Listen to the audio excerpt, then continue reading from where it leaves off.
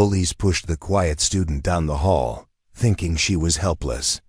What they didn't know is that she had survived 3 tours in Afghanistan. What happened next left them bleeding on the floor and made the entire school rethink everything. They thought they knew about Sarah Chen. Preparing and narrating this type of story took us long efforts and hard work. So if you are enjoying the story, please consider subscribing to our channel. Sarah Chen adjusted the worn strap of her military surplus backpack as she approached the imposing brick facade of Riverside Valley High School. At 19 she was older than most seniors, but her petite 5'3" frame and the way she kept her black hair pulled back in a simple ponytail made her blend in with students who had never seen anything more dangerous than a cafeteria food fight. The crisp October morning air carried the sounds of teenagers laughing and shouting across the parking lot, a stark contrast to the hypervigilant silence that had become second nature to her over the past 4 years. She paused at the main entrance, watching streams of students flow through the double doors with the careless confidence of people who had never questioned whether the person approaching them might be carrying an explosive device. Sarah's hand instinctively moved to her left shoulder, where 3 layers of scar tissue told the story of an IED blast that had ended her military career 6 months ago. The doctors had assured her that the physical therapy had restored nearly full range of motion, but they couldn't fix the way her body still tensed whenever she heard unexpected loud noises or sudden movements in her peripheral vision. This was her 3rd attempt at returning to civilian life. Her first try had been at a community college in Texas, but the constant anxiety and nightmares had made focusing on coursework impossible. The second attempt was at a technical school in Colorado, where she'd lasted exactly 3 weeks before. A backfiring car in the parking lot had sent her diving for cover behind a concrete barrier, much to the amusement of her classmates who had no context for understanding her reaction. Now, at Riverside Valley High in suburban Oregon, she was determined to finally earn her diploma and move forward with her life. Her younger brother Marcus had graduated from this same school 2 years earlier, and he'd convinced their parents that the smaller, more supportive environment would be perfect for Sarah's transition back to civilian life. What Marcus hadn't mentioned, and what Sarah was only now beginning to realize, was that returning to high school as a 19-year-old veteran would present its own unique set of challenges. The hallways of Riverside Valley were painted in cheerful blues and yellows, with motivational posters featuring stock photos of diverse teenagers giving thumbs up beneath slogans like "Reach for success" and "Every day is a new opportunity." Sarah found the forced optimism almost nauseating after spending years in environments where the only decorations were tactical maps and casualty reports. She'd grown accustomed to the brutal honesty of military life, where people said exactly what they meant and survival depended on clear, direct communication. The social complexities of teenage interaction felt like navigating a minefield without any of the training or equipment she'd relied on in actual minefields. Her first period was advanced chemistry with Mrs. Patterson, a middle-aged woman whose enthusiasm for molecular structures was only matched by her apparent delight in calling on students who weren't paying attention. Sarah had chosen to sit in the back corner of the classroom, a position that allowed her to monitor all entrances and exits while keeping her back protected by solid walls. Old habits from checkpoint duty died hard, and she'd learned that fighting her instincts usually created more problems than simply accommodating them. The other students in the class were typical suburban teenagers, discussing weekend parties and college applications with the kind of casual entitlement that comes from never having to worry about basic safety or survival. Sarah listened to their conversations with a mixture of envy and bewilderment. These kids were stressed about SAT scores and prom dates, problems that seemed almost quaint compared to the life and death decisions she'd been making just months earlier. During the break between first and second period, Sarah made her way to her assigned locker, number 247 in the junior hallway. The combination lock stuck slightly, a minor mechanical issue that she could have fixed in seconds with the right tools, but she didn't want to draw attention to her technical skills. She'd learned that mentioning her military background tended to make people uncomfortable, creating an awkward distance that was often harder to bridge than simple unfamiliarity. As she gathered her textbooks for second period American literature, Sarah became aware of voices growing louder nearby. 3 girls were standing near the water fountain, their conversation becoming increasingly animated and difficult to ignore. "I'm just saying she's weird," declared a tall blonde girl whose designer jeans and perfectly styled hair marked her as someone accustomed to being the center of attention. "Like, seriously weird. Who transfers to a new school as a senior? And did you see how she sits in chemistry class? Always facing the door, like she's planning an escape route or something." Sarah recognized herself as the subject of their discussion, but continued organizing her locker, hoping they would move on to other topics. She'd encountered similar reactions at her previous schools, and she'd learned that engaging with gossip usually made situations worse rather than better. "Maybe she's one of those homeschool kids," suggested a brunette with an expensive handbag covered in designer logos. "You know how they are when they finally get exposed to normal social situations. They never learned how to act around regular people."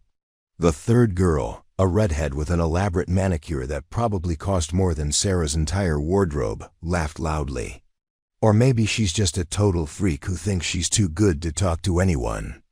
I tried to ask her a question about the chemistry homework yesterday, and she just stared at me like I was speaking the foreign language." Sarah remembered the incident.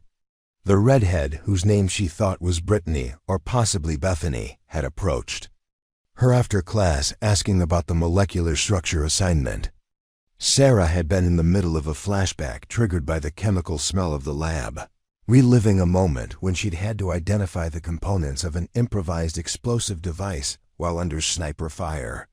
By the time she'd grounded herself back in the present moment, the girl had already walked away, clearly frustrated by Sarah's delayed response.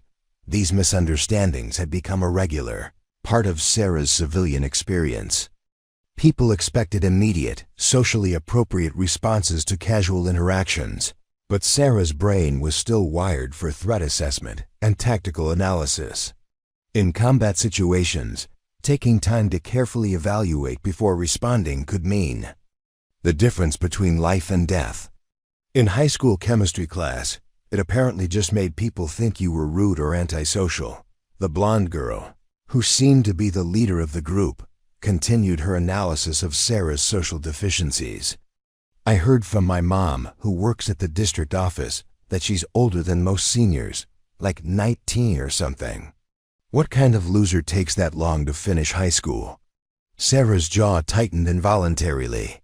If these girls had any idea what she'd been doing instead of attending high school for the past 3 years, they might have a different perspective on academic timelines. While they'd been worried about homecoming themes and college prep courses, she'd been learning how to disarm explosive devices, provide emergency medical care under fire, and lead convoys through hostile territory. She'd earned 3 commendations for valor and had been recommended for promotion to staff sergeant before the IED blast that had ended her military career. But explaining any of that would require revealing details about her service that she wasn't ready to share with anyone, let alone a group of teenagers who seemed to view her as entertainment. Sarah had learned the hard way that civilians often had romanticized or completely unrealistic ideas about military service, and she'd grown tired of having to manage other people's reactions to her experiences. The second period bell rang, signaling that students had 5 minutes to reach their next class. Sarah closed her locker and shouldered her backpack, noting the way the 3 girls continued to watch her as she walked past them toward the literature classroom. She could feel their eyes following her movement, cataloging details that would undoubtedly become part of future conversations about the weird new girl who didn't fit into their carefully organized social ecosystem. American literature with Mr. Rodriguez proved to be a more comfortable environment than chemistry. The classroom was arranged with desks in a circle rather than rows, which made Sarah's back-to-the-wall seating preference impossible. But Mr. Rodriguez seemed genuinely passionate about the subject matter and focused on academic discussion rather than social dynamics. They were reading The Things They Carried by Tim O'Brien, a choice that Sarah found both ironic and oddly comforting. When Mr. Rodriguez asked the class to discuss the significance of the physical and emotional burdens carried by soldiers in O'Brien's stories, Sarah found herself wanting to contribute, but unsure how to do so without revealing too much about her own experiences. The other students offered generic observations about war being terrible and soldiers being brave, responses that showed their complete lack of understanding about the complex realities of military service. "The weight isn't just physical," Sarah said quietly, surprising herself by speaking up.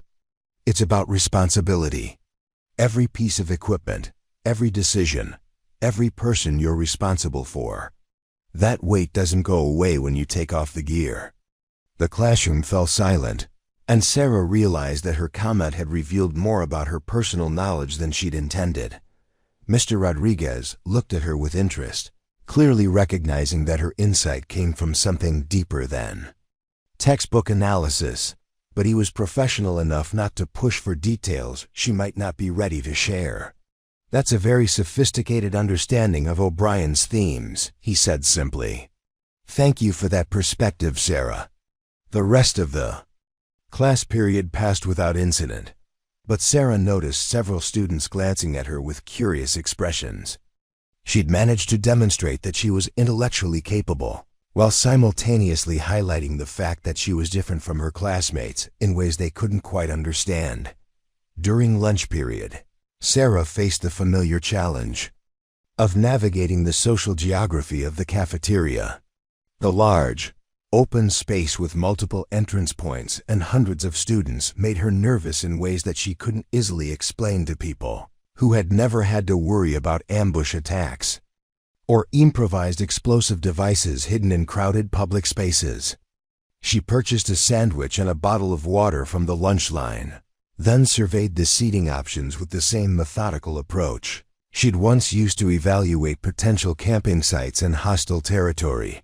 Most of the tables were already occupied by established social groups, each cluster representing different subsets of the high school hierarchy.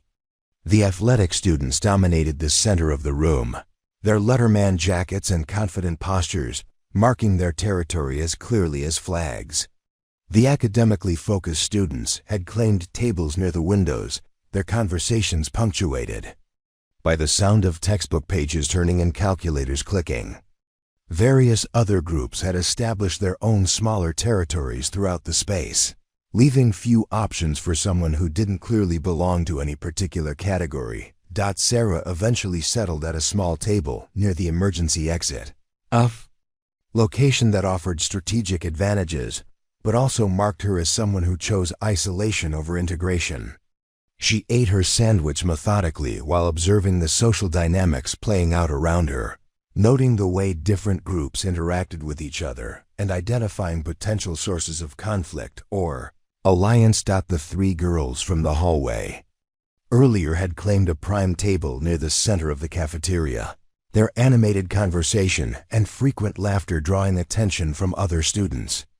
Sarah could see them occasionally glancing in her direction, clearly continuing their earlier discussion about her social inadequacies and mysterious background. She'd encountered similar dynamics at her previous schools and recognized the signs of a group that was beginning to view her as a problem that needed to be solved or eliminated. The blonde girl from the hallway encounter turned out to be Madison Clark, daughter of Riverside Valley's most prominent real estate developer and undisputed queen of the senior class social hierarchy.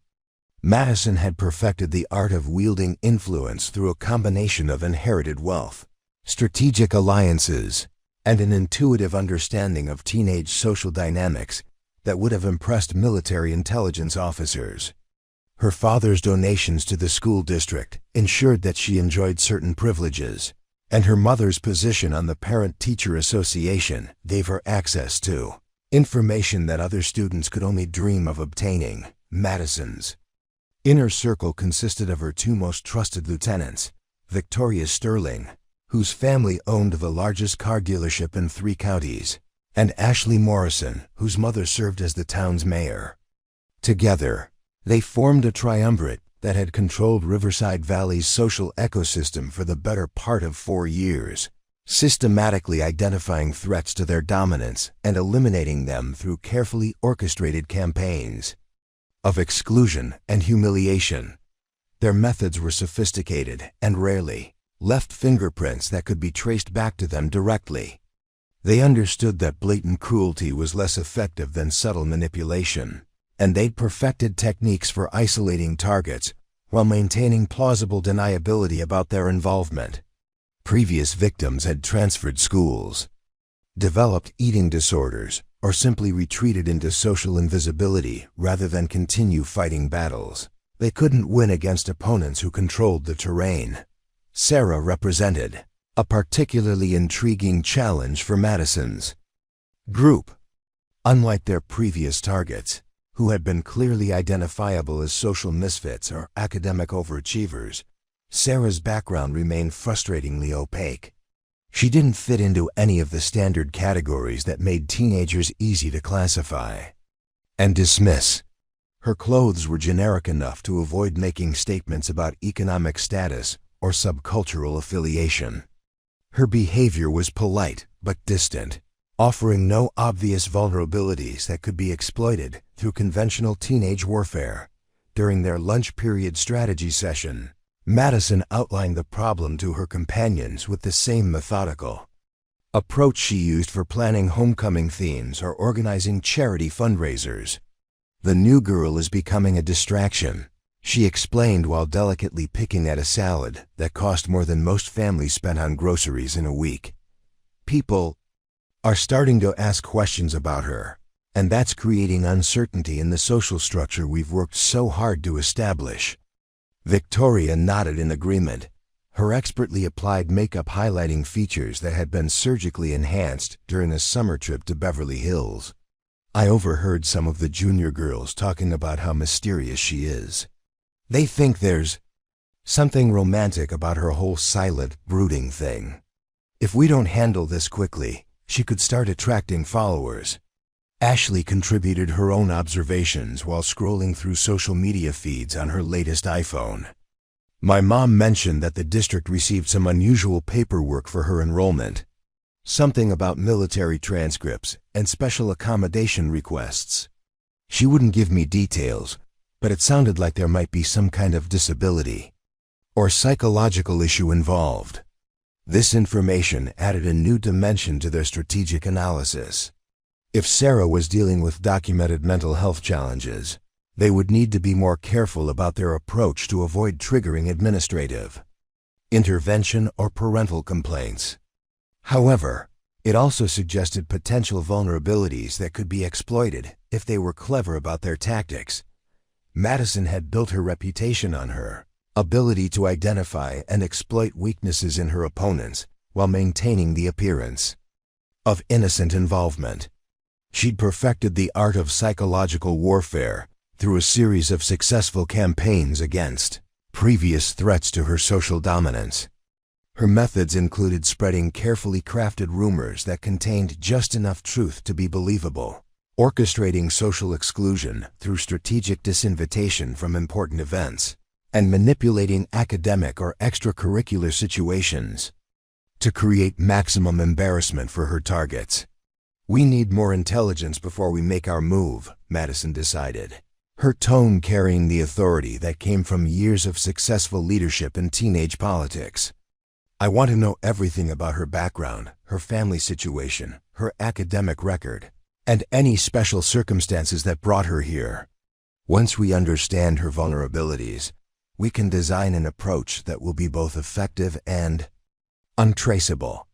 The 3 girls spent the remainder of their lunch period developing reconnaissance strategies and assigning specific intelligence gathering responsibilities. Victoria would leverage her connections among the office staff to obtain information about Sarah's enrollment documents and academic records. Ashley would use her mother's political network to investigate Sarah's family background and residential history. Madison would personally conduct social surveillance, observing Sarah's behavior patterns and identifying potential pressure points that could be exploited in future operations. Their first opportunity for direct engagement came during fifth period. Physical education, a class that Madison had specifically chosen because it offered numerous opportunities for accidental physical contact and public humiliation.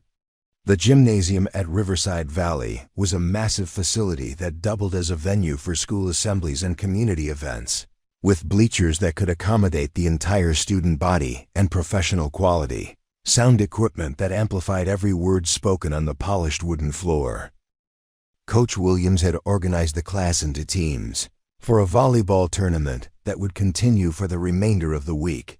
The random team selection process had placed Sarah on a squad with several other students who rarely participated in athletic activities, while Madison's group had managed to arrange themselves on a team composed entirely of varsity athletes and their closest supporters. Sarah approached the volleyball unit with the same careful assessment she applied to all new situations. She'd played recreational volleyball during her military service, primarily as a stress relief activity during downtime between missions, and she was confident in her basic skills.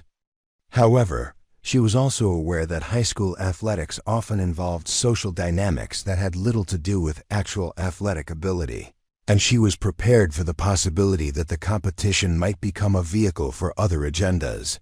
The first few games proceeded without incident, with Sarah's team performing adequately despite their lack of coordination and experience.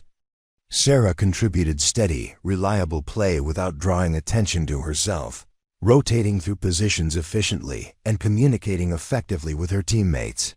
She noticed that Madison's team was dominating their matches through a combination of superior athleticism and aggressive play that occasionally crossed the line into unsportsmanlike conduct, but Coach Williams seemed either unaware of or uninterested in addressing the subtle violations. The confrontation began during the fourth game of the period, when the random rotation brought Sarah's team into direct competition with Madison's squad.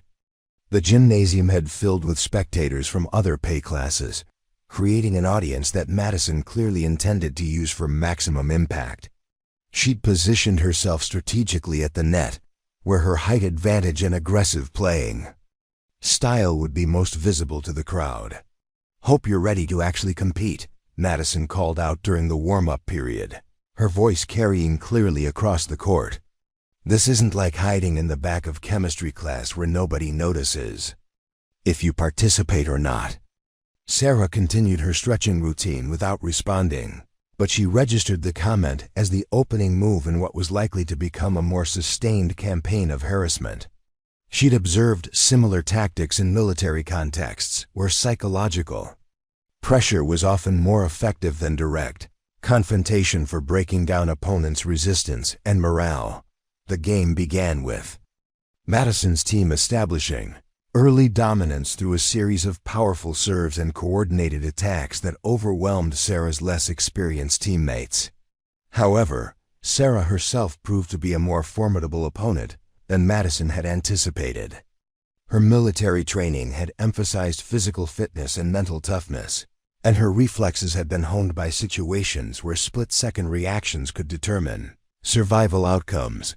When Madison attempted to spike the ball directly at Sarah's position, clearly intending to score an easy point while demonstrating Sarah's inadequacy, Sarah responded with a perfectly executed dig that not only saved the point but set up her teammate for a successful counterattack.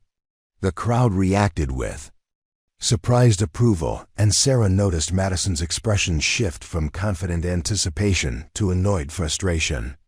"Lucky shot," Victoria called out from her position at the back of the court, but her voice lacked conviction, and several spectators had clearly been impressed by Sarah's defensive skills. The game continued with increasing intensity as Madison's Team realized that they were facing genuine resistance rather than the easy victory they'd anticipated. Sarah's teammates began to gain confidence from her steady play, and the score remained closer than anyone had expected. Madison responded by escalating her tactics, calling for increasingly aggressive serves and attacks that seemed designed more to intimidate than to score points. During a timeout called by Coach Williams to address a dispute about a line call, Madison approached the net where Sarah was adjusting her shoelaces. "You know, it's interesting how you suddenly become athletic when there's an audience," she said, her voice low enough that the coach couldn't hear, but loud enough for nearby students to catch fragments of the conversation. Sarah looked up from her shoes, meeting Madison's gaze directly for the first time since the game began. "I've always been athletic," she replied simply, her tone neutral but carrying an undertone that made Madison take an involuntary step backward. "Right," Madison sighed, recovering her composure quickly. "I'm sure you were a real star at whatever backwoods school you transferred from. Too bad you're going to find out that things work differently here." The implicit threat in Madison's words was clear, but Sarah had faced far more credible threats from people with actual weapons and training. A teenager with social ambitions. And Daddy's money simply didn't register as a significant concern on her personal threat assessment scale. However, she also recognized that underestimating opponents, regardless of their apparent capabilities, was a mistake that could lead to unnecessary complications. When play resumed, Madison's team increased their aggression to levels that were clearly beyond the bounds of normal recreational volleyball. Ashley began targeting Sarah with serves that were designed more to cause injury than to score points, while Victoria positioned herself to create accidental collisions whenever Sarah moved to make plays near the net. The tactics were obvious, enough that several spectators began to murmur disapprovingly. But Coach Williams remained focused on his clipboard and seemed oblivious to the escalating situation. The breaking point came during a rally when Sarah jumped to block one of Madison's attack attempts. As Sarah reached the peak of her jump, Ashley deliberately collided with her from behind, sending Sarah tumbling forward toward the net post. In the split second before impact, Sarah's combat-trained reflexes took over, and she executed a controlled fall that absorbed the momentum safely while positioning her to regain her footing immediately. What should have resulted in a painful collision with metal equipment instead became a demonstration of physical control and spatial awareness that left the entire gymnasium momentarily silent.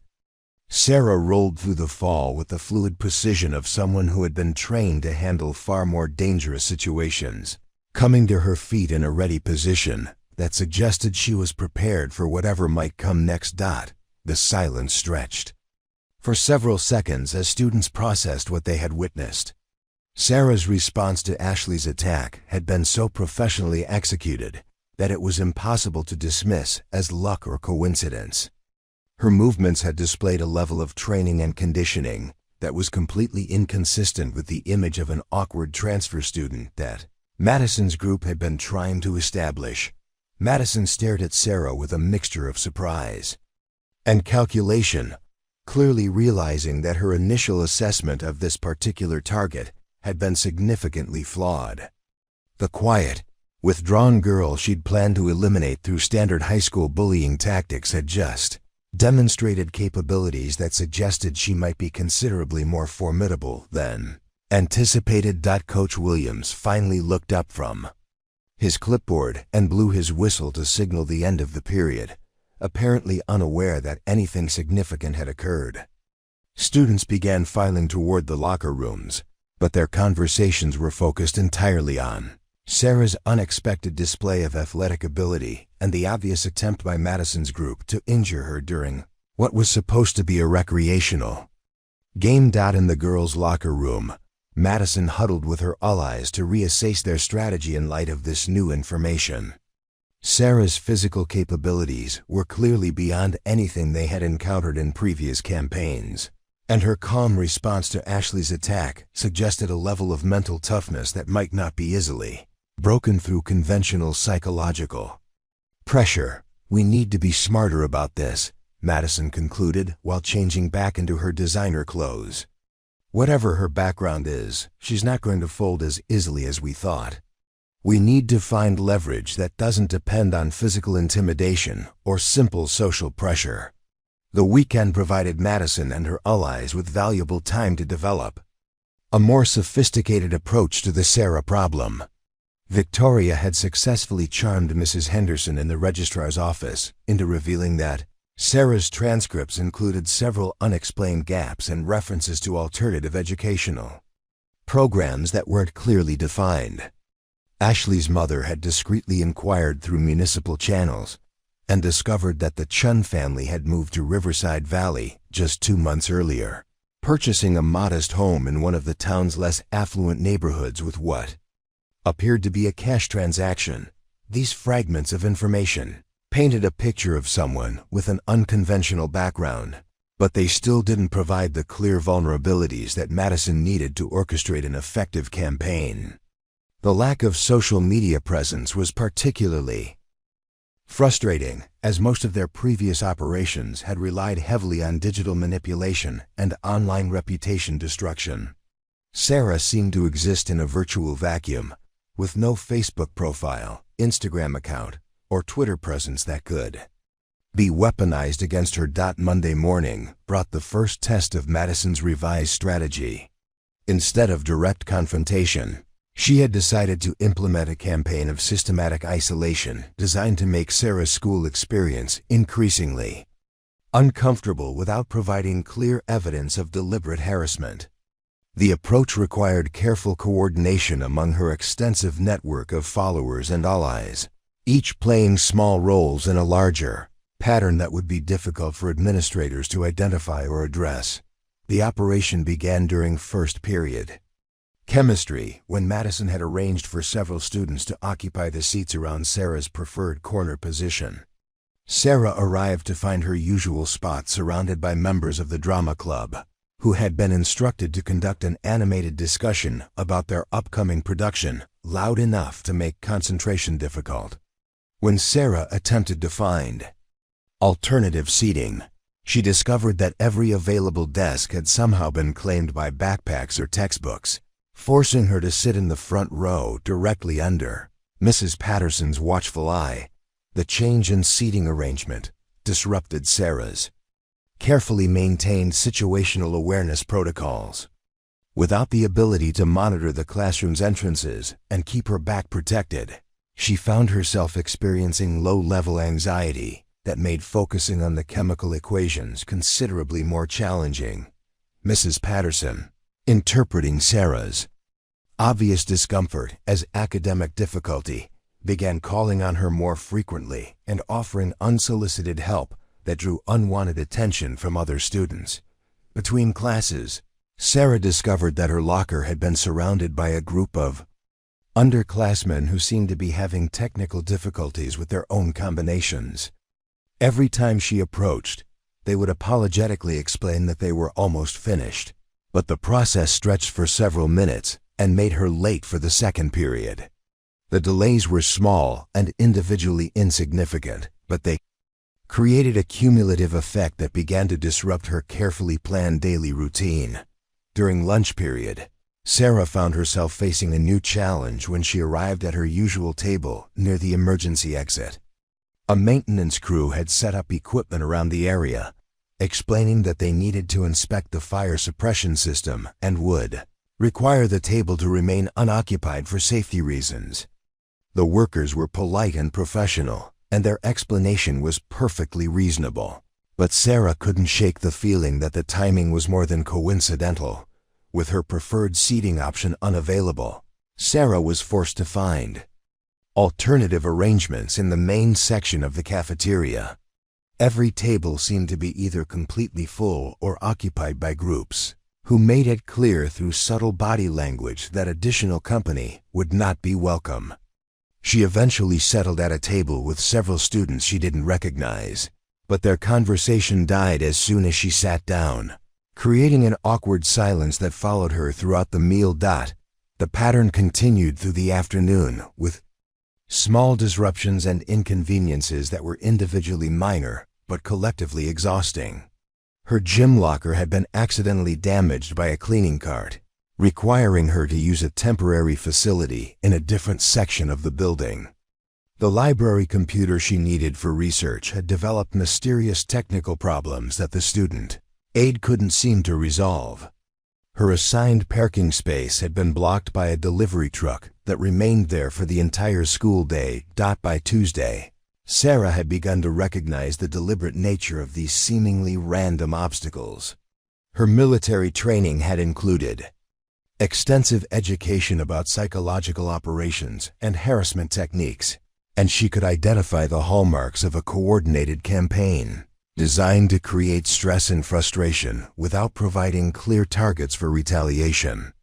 The sophistication of the operation impressed her despite her growing irritation with its effects on her daily routine. Madison's approach was more intelligent than the crude intimidation tactics Sarah had encountered at her previous schools. Rather than relying on obvious bullying that could be reported to administrators, Madison had created a network of plausible coincidences and minor inconveniences that would be extremely difficult to prove as deliberate harassment. Each incident could be explained away as bad luck or normal teenage social dynamics, but the cumulative effect was clearly designed to make Sarah's school experience sufficiently unpleasant that she would eventually choose to transfer elsewhere. Escalation began during Wednesday's American literature class, when Mr. Rodriguez announced that students would be working in groups of 4 to prepare presentations about themes in contemporary war literature. The assignment was perfectly suited to Sarah's background and interests, but she found herself excluded from the natural group formation process as students quickly organized themselves around existing friendships and alliances. Madison had anticipated this opportunity and positioned herself strategically to influence the group selection process. Through subtle signals and whispered conversations, she ensured that Sarah would be left without obvious partners when the initial round of self-organization concluded. Mr. Rodriguez, noticing that Sarah appeared to be without a group, attempted to facilitate her inclusion in one of the existing teams. "I'm sure one of the groups would be happy to add a 4th member," he announced cheerfully, scanning the classroom for volunteers. "Sarah has demonstrated excellent insight into the material, and I think she would be a valuable addition to any team." The silence that followed was carefully orchestrated. Madison's allies had been instructed to express polite reluctance without appearing openly hostile, creating the impression that Sarah's inclusion would be a burden rather than a benefit. Victoria spoke up first, explaining that her group had already divided the research responsibilities, and adding a 4th member would complicate their organizational structure. Ashley's team claimed that they had developed a presentation concept that required very specific role assignments that wouldn't accommodate additional participants. One by one, each group offered reasonable explanations for why they couldn't include Sarah in their project. The rejections were delivered politely and accompanied by expressions of regret, but the message was unmistakable. Sarah was not wanted as a collaborator by any of her classmates. Mr. Rodriguez looked increasingly uncomfortable as he realized that none of his students seemed willing to work with the new transfer student. "Perhaps we could reorganize the groups to ensure more balanced participation," he suggested, but his proposal was met with immediate protests from students who claimed that redistributing the teams would disrupt work they had already begun. Madison had prepared for this possibility by instructing her allies to begin discussing their presentation topics loudly enough that any reorganization would appear to be interfering with legitimate academic progress. Sarah watched the maneuvering with professional appreciation for Madison's tactical skills. The social manipulation was being executed with precision that would have been impressive in military intelligence operations, creating maximum psychological impact while maintaining complete plausible deniability. No individual action could be characterized as bullying or harassment. But the collective effect was devastating to Sarah's social standing and academic opportunities. Mr. Rodriguez eventually resolved the situation by creating a fifth group consisting of Sarah and 2 students who had been absent during the initial selection process. The arrangement was presented as a solution that would benefit everyone involved, but Sarah understood that she had been effectively quarantined from the social mainstream of the classroom. Her group partners seemed pleasant enough, but they were clearly disappointed to be separated from their friends and assigned to work with the mysterious transfer student.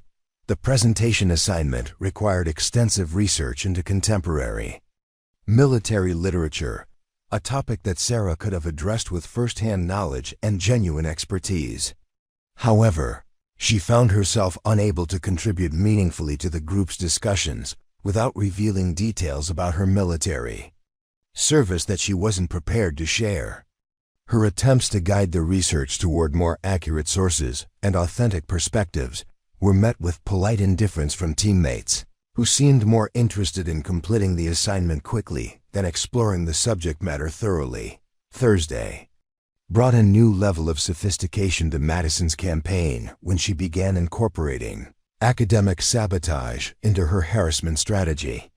Sarah discovered that her carefully researched chemistry lab report had somehow been corrupted in the computer system, with all of her data replaced by random symbols that made the document unreadable. Mrs. Patterson was sympathetic but explained that technical problems were beyond her control and that Sarah would need to recreate the entire report by the original deadline. The loss of several hours of work was frustrating, but Sarah had encountered far more serious setbacks during her military service and was prepared to simply recreate the assignment. However, when she attempted to access the chemistry department's database to retrieve the experimental data she needed, she discovered that her student account had been flagged for unusual activity and temporarily suspended pending a security review. The IT department apologized for the inconvenience, but explained that the review process typically required 3 to 5 business days to complete. Similar problems began appearing across Sarah's academic schedule with suspicious frequency. Her online access to the library catalog was interrupted by system maintenance during the exact hours when she typically conducted research. Her student email account began filtering messages from teachers into spam folders, causing her to miss important announcements about assignment changes and deadline extensions. Her ID card stopped working with the building's electronic locks, requiring her to wait for other students or staff members to provide access to areas she needed to reach for classes and activities. Each incident was individually explainable as routine technical difficulties or administrative oversights, but the pattern was too consistent and too well-timed to be coincidental. Madison had clearly identified ways to manipulate the school's technological infrastructure to create obstacles that would be extremely difficult to trace back to human interference. The approach required access to systems and information that suggested she was receiving assistance from individuals with administrative privileges, though proving such collaboration would be nearly impossible. By Friday, Sarah found herself questioning whether completing her education at Riverside Valley was worth the escalating difficulties she was encountering. The constant low-level stress of navigating deliberately created obstacles was beginning to affect her sleep patterns and concentration levels, symptoms that reminded her uncomfortably of the hypervigilant cycles she had experienced during combat deployments. She had come to civilian education seeking stability and normalcy, but Madison's campaign was creating exactly the kind of unpredictable, hostile environment that triggered her post-traumatic stress responses. The weekend provided temporary relief from the daily harassment, but Sarah used the time to conduct her own intelligence gathering about Madison's background and operational methods.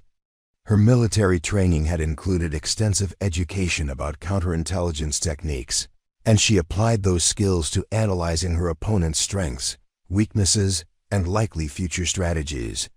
What she discovered was both impressive and concerning. Madison Clark was operating a sophisticated influence network that extended far beyond the typical boundaries of high school. Social politics.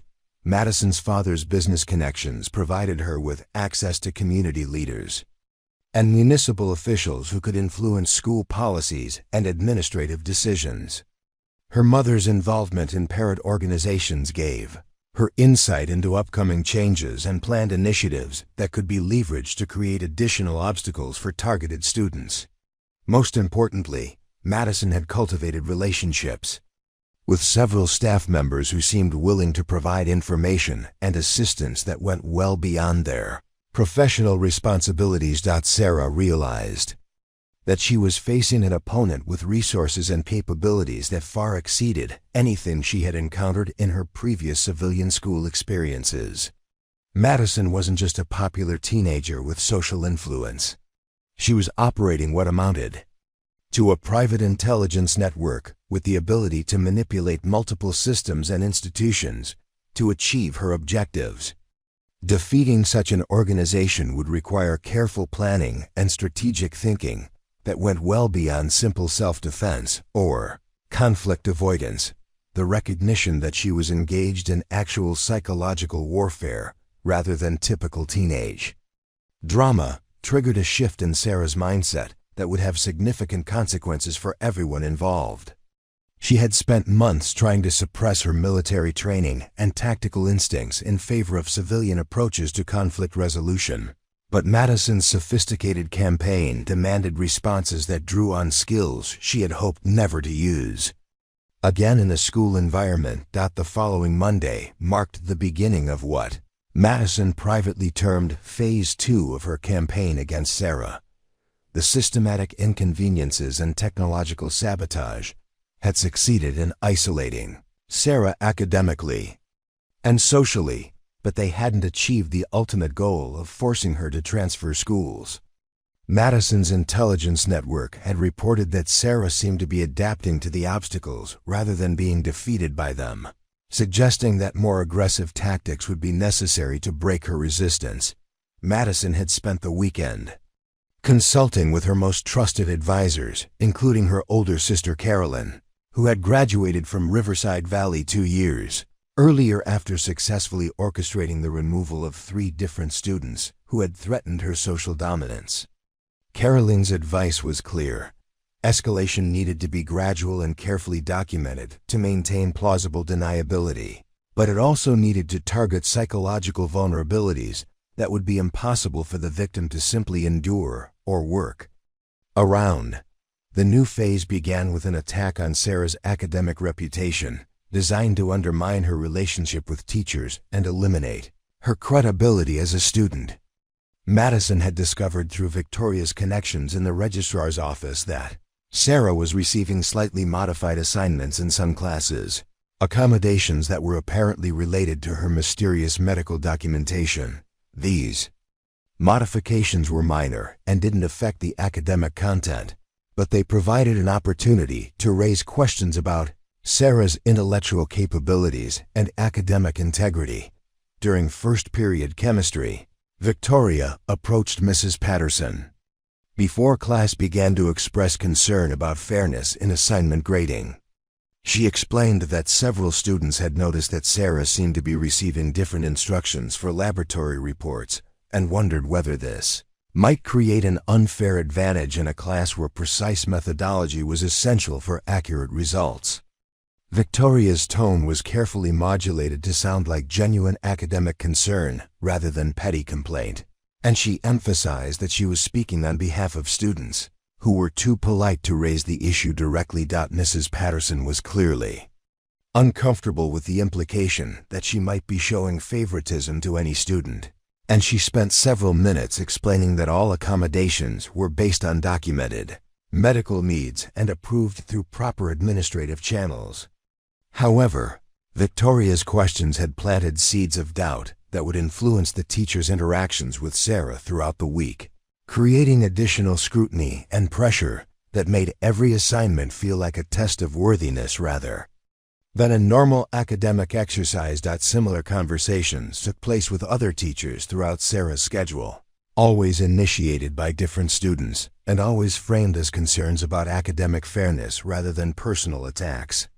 The approach was sophisticated enough that no individual complaint could be characterized as harassment, but the cumulative effect was to make every instructor hyper-aware of Sarah's presence and suspicious of her academic performance.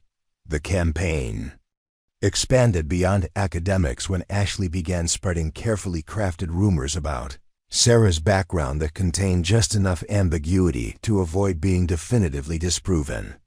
The stories suggested that Sarah had been expelled from her previous school for violent behavior and that her family had moved to Riverside Valley to escape criminal charges in another state. Ashley never claimed to have first-hand knowledge of these events, instead presenting them as information she had heard from reliable sources who preferred to remain anonymous.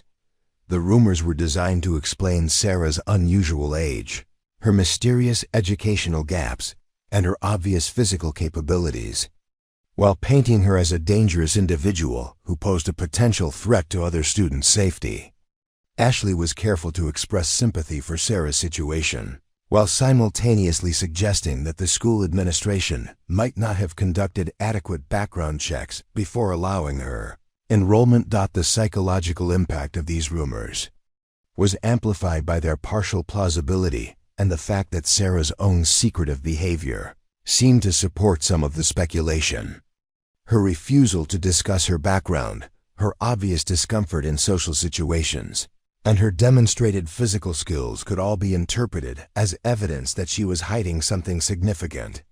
Students who might otherwise have been sympathetic to her situation began to view her with suspicion and concern. Sarah became aware of the rumor campaign gradually, as conversations died when she approached groups of students, and she noticed increased surveillance from teachers and staff members who seemed to be evaluating her behavior for signs of instability or aggression. The shift in atmosphere was subtle but unmistakable, creating a constant feeling of being under observation and judgment that made every interaction feel potentially dangerous to her reputation and standing. The isolation intensified when Madison implemented what she called social quarantine, protocols designed to make association with Sarah socially costly for other students. Anyone who attempted to include Sarah in conversations or activities would find themselves subjected to subtle but persistent questioning about their motivations and judgment. Madison's network would express concern that these individuals might be naive about Sarah's true nature or vulnerable to manipulation by someone with a potentially criminal background. The approach was particularly effective with younger students who were eager to maintain their standing with upperclassmen and reluctant to risk social consequences for the sake of someone they barely knew. Several students who had initially shown interest in befriending Sarah gradually withdrew from contact as they realized that association with her was being monitored and evaluated by people who controlled access to social opportunities and acceptance. Lunch periods.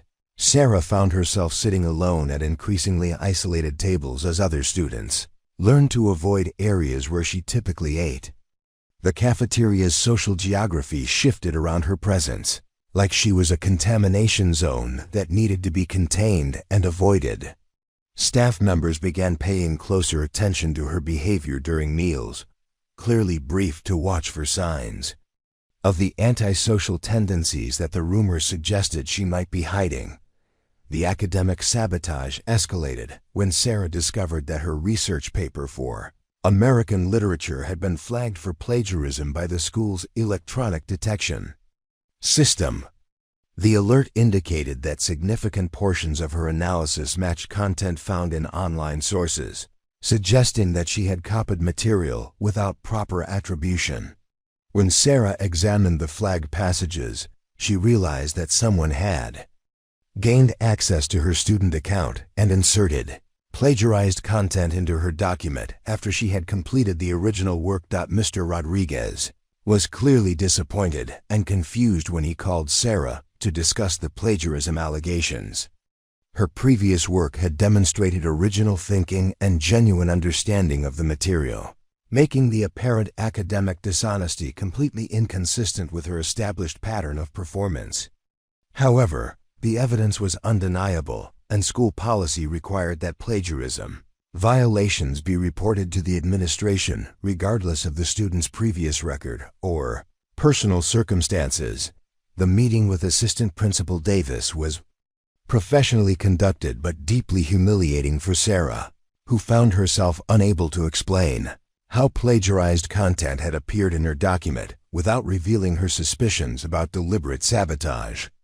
Her claims that someone else must have accessed her account and modified her work sounded paranoid and desperate, especially in light of the rumors that were already circulating about her mental stability and potential for delusional thinking.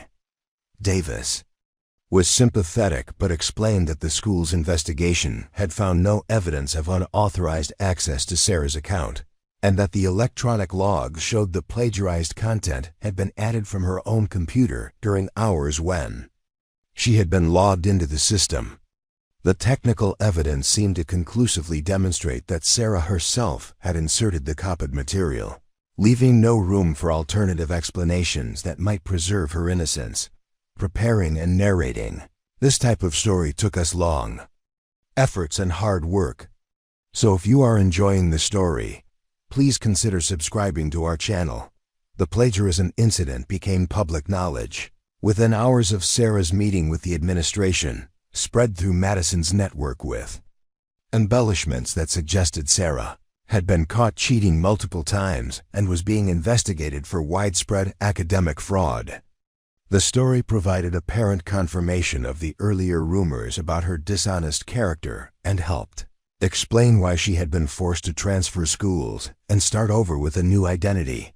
Teachers, who had previously viewed Sarah as a promising student, began treating her with obvious suspicion and disappointment. Her participation in class discussions was met with skeptical expressions and careful fact-checking that suggested her contributions were no longer trusted as honest academic effort. Assignment instructions were repeated multiple times when directed toward her, as if she might be too dishonest or incompetent to understand them the first time.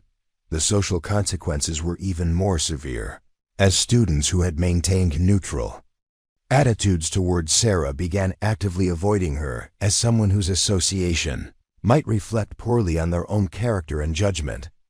The plagiarism scandal provided social justification for exclusion that went beyond simple personal preference, creating a moral framework that made rejecting Sarah feel like an ethical choice rather than mere prejudice. Sarah's attempts to defend herself only seemed to reinforce the narrative that she was unstable and prone to making accusations against innocent people, rather than accepting responsibility for her own misconduct. Her insistence that someone else had sabotaged her work was interpreted as evidence of paranoid thinking and inability to cope with the consequences of her actions. The more desperately she tried to explain what had actually happened, the more disturbed and unreliable she appeared to people who had already been primed to view her with suspicion. The psychological pressure intensified when Madison arranged for Sarah to overhear a conversation between concerned parents who were discussing whether the school was adequately protecting their children from potentially dangerous students. The discussion took place in the parking lot after a parent-teacher conference, positioned precisely where Sarah would encounter it while walking to her car after an evening study session. The parents spoke in worried tones about a student with a history of violence and academic dishonesty who might pose a threat to the safety and academic integrity of the school environment. They referenced conversations with their children about someone who seemed unstable and potentially dangerous, someone whose presence was making other students uncomfortable and afraid. The conversation was carefully crafted to avoid mentioning Sarah by name, while making it clear that she was the subject of their concerns. Hearing herself discussed as a threat to other people's children was profoundly disturbing for Sarah, who had dedicated years of her life to protecting innocent civilians from actual dangers. The characterization of her as someone who posed a risk to student safety was not only false, but represented a complete inversion of her actual values and motivations. The experience triggered memories of combat situations where she had risked her own life to protect others, creating a cognitive dissonance that was deeply destabilizing. The campaign's effectiveness was amplified by Sarah's inability to identify clear targets for retaliation or even confrontation. Madison's network operated through multiple layers of intermediaries and plausible coincidences that made it impossible to prove deliberate harassment or coordination. Every incident could be explained as natural consequences of Sarah's own behavior or simple misunderstandings that had been blown out of proportion by her paranoid interpretation of normal social dynamics. Sarah found herself caught in a psychological trap where defending herself only provided additional evidence of the mental instability that the rumors suggested she was trying to hide. Her military training had prepared her to face enemies who attacked directly with clearly identifiable weapons and tactics. But Madison's approach used the social and institutional structures of the school itself as weapons that couldn't be fought. Without appearing to attack the very system she was trying to succeed within, the stress began affecting Sarah's physical health as well as her mental state.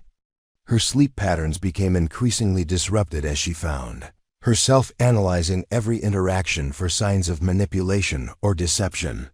Her appetite decreased as eating in the cafeteria became an exercise in social humiliation that she dreaded facing each day.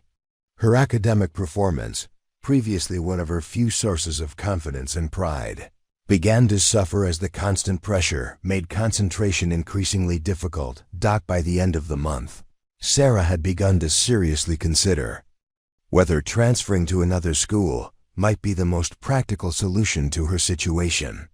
The thought of abandoning another educational opportunity was deeply disappointing, but the alternative seemed to involve either enduring indefinite psychological warfare or risking the kind of confrontation that might result in criminal charges and complete destruction of her civilian future. The internal conflict between her military training, which demanded tactical response to coordinated attacks, and her civilian goals, which required her to endure harassment without retaliation, was creating exactly the kind of psychological pressure that Madison's campaign was designed to exploit. Sarah was being forced to choose between her principles and her survival, a situation that would ultimately prove to be Madison's most serious tactical error. The breaking point approached with the inexorable momentum of a carefully planned military operation, though neither Sarah nor Madison fully understood how catastrophically their conflict was about to escalate. Sarah had reached a state of hypervigilance that her therapist would have recognized as dangerous, where every social interaction was analyzed through the lens of potential threat assessment, and her nervous system remained in a constant state of combat readiness. Despite the absence of any physical danger, her sleep had deteriorated to the point where she was averaging 3 hours per night, her mind unable to shut down the tactical analysis that had become her primary method of processing the school environment. She found herself mapping exit routes from every classroom, identifying potential weapons in her surroundings, and unconsciously cataloging the physical capabilities of students around her in ways that would have been appropriate in hostile territory, but were completely inappropriate for a suburban high school. The isolation had become so complete that Sarah had begun eating lunch in her car, driving to a nearby park where she could sit in relative peace without enduring the social minefield that the cafeteria had become. Even her teachers had grown distant and suspicious, their interactions colored by the rumors and incidents that Madison's campaign had so carefully orchestrated. The academic environment that should have been her refuge had become another source of stress and alienation. Dr. Patricia Hernandez, the school counselor, had scheduled several meetings with Sarah after receiving reports from teachers about her increasingly withdrawn behavior and obvious signs of stress. These sessions were well-intentioned but ultimately counterproductive, as Sarah found herself unable to explain the systematic harassment she was experiencing without sounding paranoid and delusional.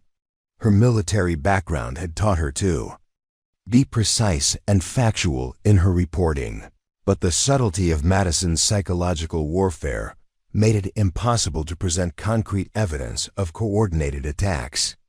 "I understand that transitioning to a new school can be challenging," Dr. Hernandez said during their third meeting, her voice carrying the professional sympathy of someone who had conducted hundreds of similar conversations. "It's natural to feel like other students are more connected to each other than they are to you. But I'm concerned that you might be interpreting normal social dynamics as deliberate exclusion or hostility." Sarah sat in the uncomfortable plastic chair across from Dr. Hernandez's desk, struggling to find words that would convey the reality of her situation without triggering additional psychological evaluations or administrative interventions that would only make her circumstances worse. The counselor's office was decorated with motivational posters featuring diverse teenagers engaged in various activities, their artificially enthusiastic expressions mocking the genuine distress that Sarah was experiencing. "It's not normal social dynamics," Sarah said carefully, choosing her words with the precision she had once used when calling in artillery coordinates. "There's a pattern to what's happening. The timing, the coordination, the specific targeting of my academic work and social connections. This isn't accidental exclusion." Dr. Hernandez nodded with the patient expression of someone who had heard similar claims from dozens of students over the years, most of whom were struggling with typical adolescent social challenges that felt overwhelming in the moment but resolved themselves with time and appropriate support. Her training had taught her to look for signs of paranoid thinking and persecution complexes, especially in students with documented trauma histories. "Can you give me specific examples of what you mean by coordination?" she asked, her pen poised over a legal pad where she had been taking notes throughout their conversation. "I want to understand exactly what you're experiencing so we can work together to find appropriate solutions." Sarah provided a detailed briefing about the technical sabotage, the strategic timing of disruptions, and the sophisticated rumor campaign that had systematically destroyed her reputation and social standing. She presented the information with military precision, including timelines, witness observations, and pattern analysis that demonstrated the coordinated nature of the attacks she was experiencing. However, her analytical approach had the unintended effect of making her sound more disturbed rather than more credible. Dr. Hernandez interpreted Sarah's detailed documentation as evidence of obsessive thinking and inability to distinguish between coincidence and conspiracy. The counselor's notes reflected growing concern about Sarah's mental state and recommendations for more intensive psychological evaluation.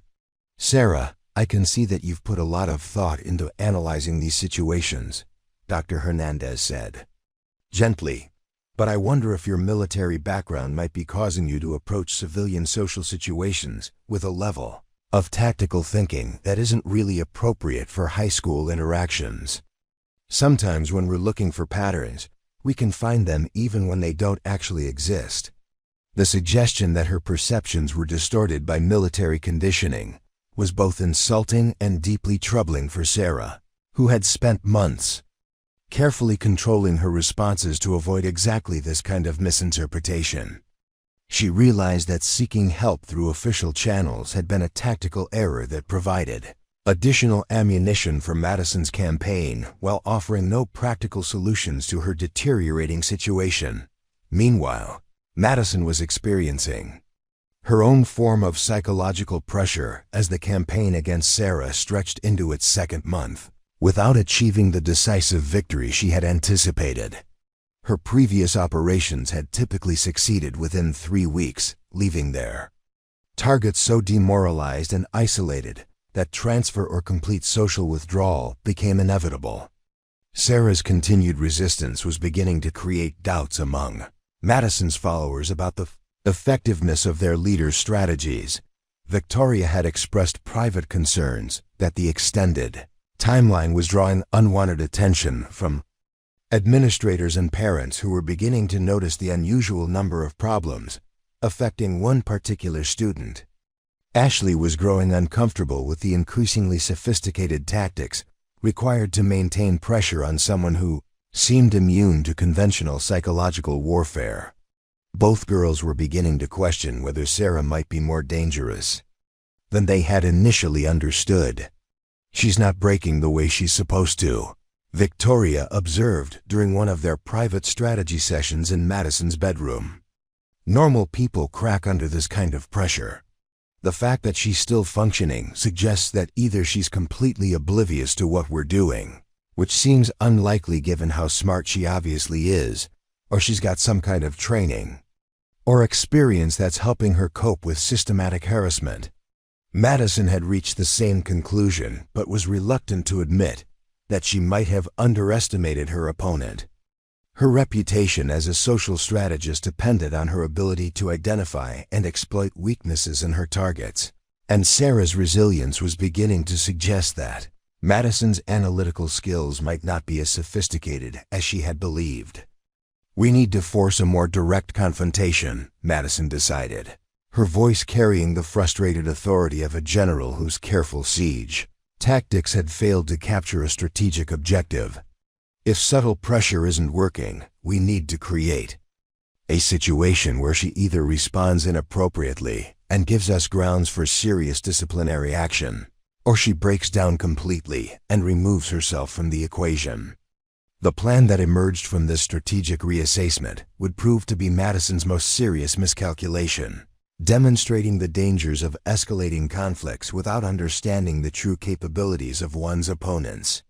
Madison had correctly identified that Sarah possessed unusual resilience and possibly specialized training, but she had failed to appreciate the implications of engaging someone with actual combat experience in what amounted to psychological warfare.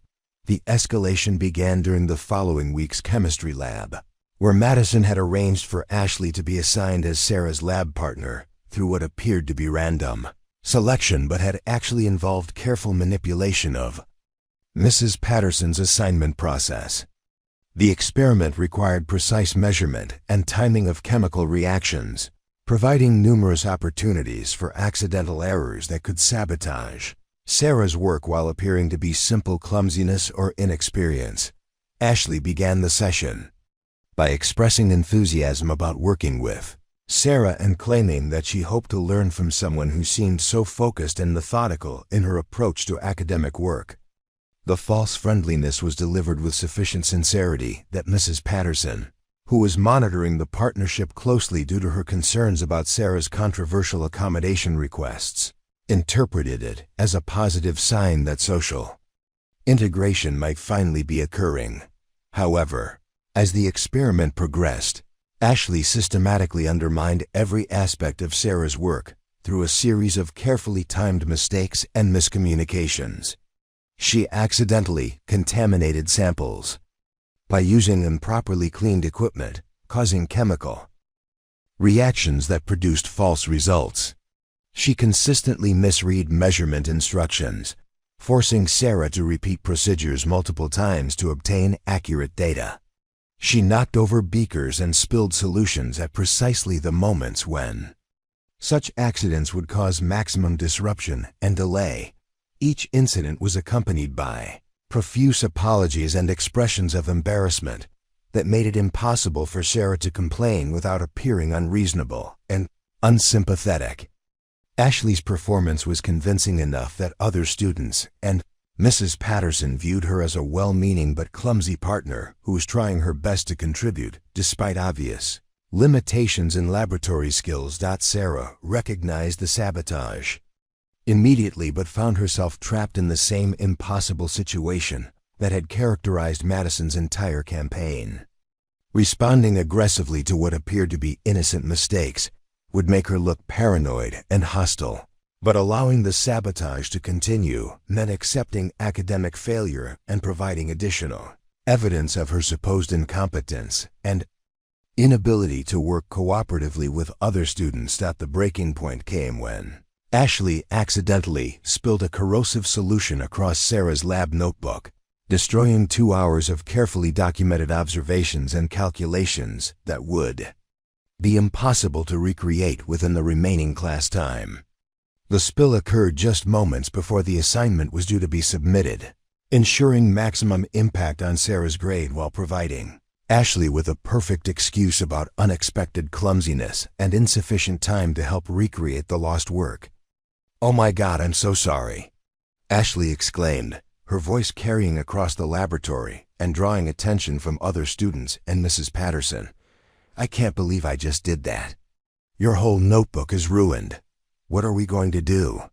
Sarah stared at the destroyed documentation of her work, feeling a familiar surge of adrenaline and rage that she had learned to associate with moments when careful planning was destroyed by enemy action. The physiological response was identical to what she had experienced when IEDs destroyed convoy routes that her unit had spent hours securing, or when sniper fire disrupted operations that had required days of preparation for the first time since. Arriving at Riverside Valley, Sarah's military conditioning overcame her civilian restraint protocols. The combination of months of systematic harassment and this final blatant act of academic sabotage triggered responses that had been carefully controlled but never fully suppressed. "You did that on purpose," Sarah said quietly, her voice carrying an edge that made nearby students stop their own work and turn to observe the confrontation. "This wasn't an accident." Ashley's eyes widened with apparent shock and hurt at the accusation, her performance carefully calculated to make Sarah appear aggressive and unreasonable for suggesting deliberate malice behind what was obviously an unfortunate mishap. "What are you talking about?" Ashley replied, her voice rising just enough to ensure that Mrs. Patterson would overhear the exchange. "Why would I ruin our project on purpose? That doesn't make any sense. I'm going to get the same grade you are." Mrs. Patterson approached their laboratory station with obvious concern, clearly interpreting the situation as Sarah having an inappropriate emotional response to a simple accident. The teacher's expression reflected the accumulated influence of weeks of rumors and administrative consultations about Sarah's mental stability and potential for aggressive behavior. "What seems to be the problem here?" Mrs. Patterson asked, her tone carefully neutral but clearly prepared to intervene if Sarah's behavior escalated beyond acceptable boundaries. Sarah realized that she was facing a moment of truth that would determine the trajectory of her remaining time at Riverside Valley. She could continue attempting to work within civilian social structures that had been systematically corrupted against her, or she could acknowledge that she was engaged in actual warfare that required military responses to achieve victory. Decision that followed would transform not only Sarah's own circumstances, but the entire social ecosystem of Riverside Valley High School, demonstrating the catastrophic consequences that could result when sophisticated bullying campaigns targeted individuals with genuine combat experience and tactical training. The silence that followed Mrs. Patterson's question stretched for several seconds as Sarah weighed options and consequences with the rapid precision that had once determined life and death decisions in hostile territory. Around the laboratory, other students had stopped their work to observe the confrontation, sensing that something significant was about to occur, but not understanding the true stakes of the moment they were witnessing. Sarah's response began with a single word that carried the weight of 3 years of combat experience and months of carefully suppressed frustration. "Enough," she said, her voice dropping to a tone that Ashley had never heard from another teenager, but would have been immediately recognizable to anyone who had served in active combat zones. The word carried an authority that seemed to change the atmospheric pressure in the laboratory, causing conversations at nearby stations to die mid-sentence as students instinctively recognized the presence of someone operating on an entirely different level of seriousness. Ashley, who had spent the morning preparing for Sarah's predictable emotional breakdown and subsequent disciplinary consequences, found herself facing something completely outside her experience or training. Instead of tears or angry shouting that could be easily dismissed as hysteria, She was confronting someone whose body language had shifted into what she couldn't identify as a combat-ready posture, but which triggered every survival instinct she possessed. Sarah's transformation was remarkable and instantaneous. The hunched, defensive posture that had characterized her civilian disguise disappeared, replaced by the fluid balance and controlled readiness of someone prepared for immediate action. Her shoulders squared, her feet positioned for optimal stability and movement, her hands relaxed but positioned for rapid deployment. Most significantly, her eyes had changed from the downcast, avoidant gaze of a victimized student to the direct, assessing stare of a professional warrior, evaluating threats and tactical options. Mrs. Patterson took an involuntary step backward, her teacher training providing no framework for interpreting this sudden shift in Sarah's demeanor. The mild-mannered, accommodating student she thought she knew had been replaced by someone whose presence filled the laboratory with an energy that was both controlled and potentially explosive. Other students began moving away from the confrontation zone without conscious decision, responding to instincts that warned them they were witnessing something far more serious than a typical classroom dispute. "Ashley Morrison," Sarah continued, her voice maintaining the same quietly authoritative tone while her eyes locked onto her opponent with the focused intensity of a predator that had finally decided to stop pretending to be prey. "For the past 6 weeks, you and your associates have conducted a systematic campaign of psychological warfare designed to force my withdrawal from this institution. You have sabotaged my academic work, manipulated technological systems to create artificial obstacles, spread false intelligence about my background and character, and coordinated social isolation protocols that would be considered torture under international law if applied to prisoners of war." The precision and clinical nature of Sarah's analysis sent chills through everyone within hearing distance. She wasn't speaking like an angry teenager venting frustration about social problems. She was delivering what sounded like a military intelligence briefing about enemy operations and strategic objectives. The terminology she used suggested familiarity with concepts and experiences that were completely outside the normal range of high school social dynamics. Ashley's carefully maintained performance of innocent victimhood began to crumble under Sarah's direct assessment of the campaign she had helped orchestrate. The specific accuracy of Sarah's observations about tactics and coordination made it impossible to maintain the pretense that everything had been coincidental or accidental. More disturbingly, Sarah's obvious professional knowledge about psychological warfare techniques suggested capabilities that Ashley had never considered as possibilities. "Your operational security has been adequate but not perfect," Sarah continued, her analysis as methodical and thorough as any after-action report she had filed during her military service. Victoria Sterling's access to administrative systems through her relationship with Mrs. Henderson in the registrar's office provided intelligence about my academic accommodations that enabled targeted harassment campaigns. Madison Clark's family connections supplied political leverage and institutional influence that allowed manipulation of school policies and staff behavior. The level of detail in Sarah's counterintelligence assessment demonstrated that she had been conducting her own surveillance and analysis throughout the harassment campaign, gathering evidence and building a comprehensive understanding of her opponent's methods and resources. Rather than being oblivious to the attacks against her, she had been carefully documenting every aspect of their operations while maintaining the appearance of confused victimhood.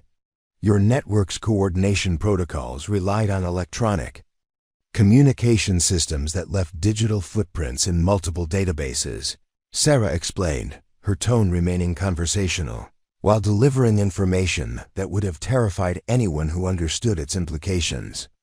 Your assumption that a transfer student would lack the technical capabilities to monitor such communications was a significant intelligence failure that will have consequences you have not yet begun to understand. Mrs. Patterson attempted to regained control of the situation by stepping forward and addressing both students with the authoritative voice she used for serious disciplinary interventions. "I need both of you to stop this discussion immediately and return to your laboratory. Work, whatever conflicts you may have outside this classroom. They have no place in an academic environment." Sarah turned her attention to Mrs. Patterson with the same focused intensity she had directed toward Ashley, and the teacher immediately understood that she was no longer dealing with a typical student-teacher relationship. Sarah's expression remained respectful but carried an unmistakable edge of professional assessment that suggested she was evaluating Mrs. Patterson's role in the harassment campaign and determining appropriate responses. "Mrs. Patterson," Sarah said with carefully controlled courtesy, "you have been manipulated into participating in psychological warfare against a student with documented post-traumatic stress disorder and military service record. Your cooperation with false academic integrity allegations and discriminatory treatment based on medical accommodations has contributed to what military law would classify as persecution of a disabled veteran." The accusation hit Mrs. Patterson like a physical blow, forcing her to confront the possibility that her professional judgment had been compromised by outside influences and that she had been unwittingly participating in systematic abuse of a student under her care. The revelation that Sarah was a military veteran with documented disabilities recontextualized every interaction they had shared and raised serious questions about the information she had received from administrative sources. "I don't understand what you're talking about," Mrs. Patterson said, though her voice lacked conviction and her expression suggested that she was beginning to recognize patterns in her own behavior that she hadn't previously questioned. "No one has asked me to treat you differently than any other student." Sarah's response demonstrated the same patient precision she had once used when explaining tactical situations to officers who needed to understand complex operational realities without being overwhelmed by unnecessary details.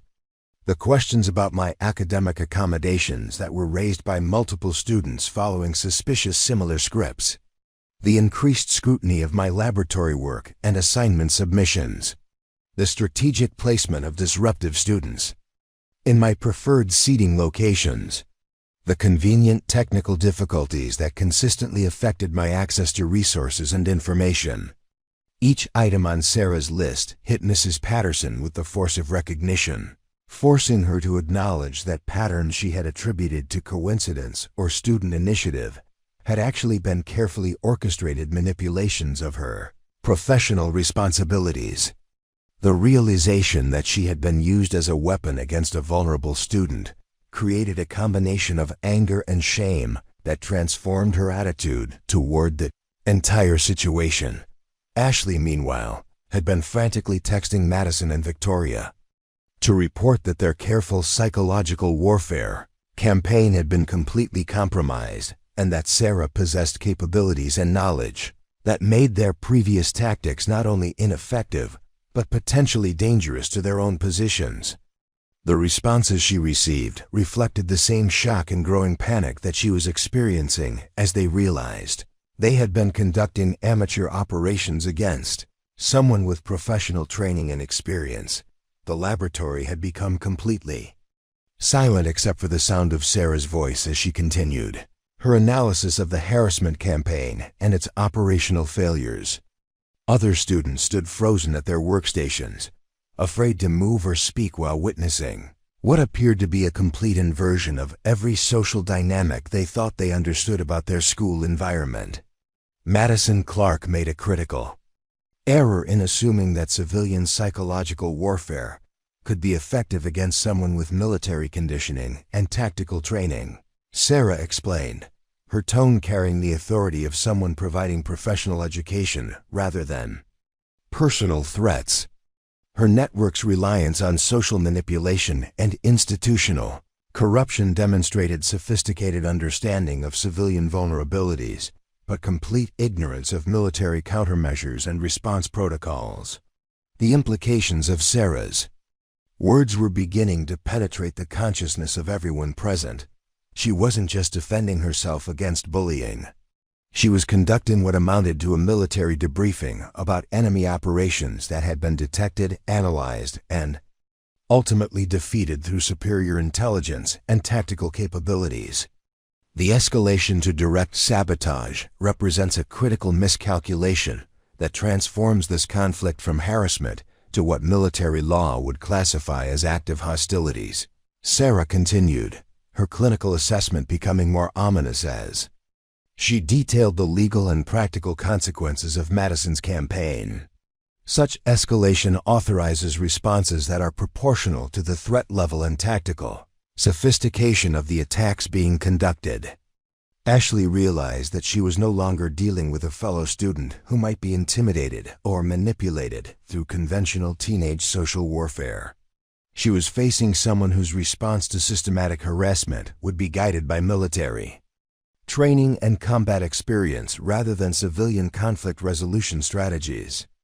The prospect of such escalation was terrifying in ways that Ashley's suburban upbringing had provided no framework for understanding. Mrs. Patterson, struggling to regain some semblance of classroom authority while processing the revelation that she had been manipulated into participating in abuse of a disabled veteran, attempted to de-escalate the situation through standard administrative procedures. "Sarah, I think we need to continue this discussion in the principal's office where we can address these concerns through proper channels." Sarah's response demonstrated that she had already considered and rejected conventional administrative solutions based on her months of experience with institutional corruption and bias. "Mrs. Patterson, the administrative channels have been compromised by the same network that has conducted this harassment campaign. Principal Williams has received false reports and manipulated evidence designed to support predetermined conclusions about my character and mental stability." The systematic nature of the institutional corruption that Sarah described was staggering in its scope and sophistication. She had apparently identified not just individual participants in the harassment campaign but the entire network of relationships and influences that had made such comprehensive manipulation possible. Her counterintelligence operation had been far more thorough and professional than anyone had realized. "Your recommendation for psychological evaluation and potential disciplinary action was based on fabricated evidence and coordinated false testimony designed to create administrative justification for my removal." Sarah continued her briefing. As detailed and precise as any intelligence report she had compiled during active duty. The documentation trail will demonstrate clear patterns of institutional bias and procedural violations that constitute civil rights violations under federal law.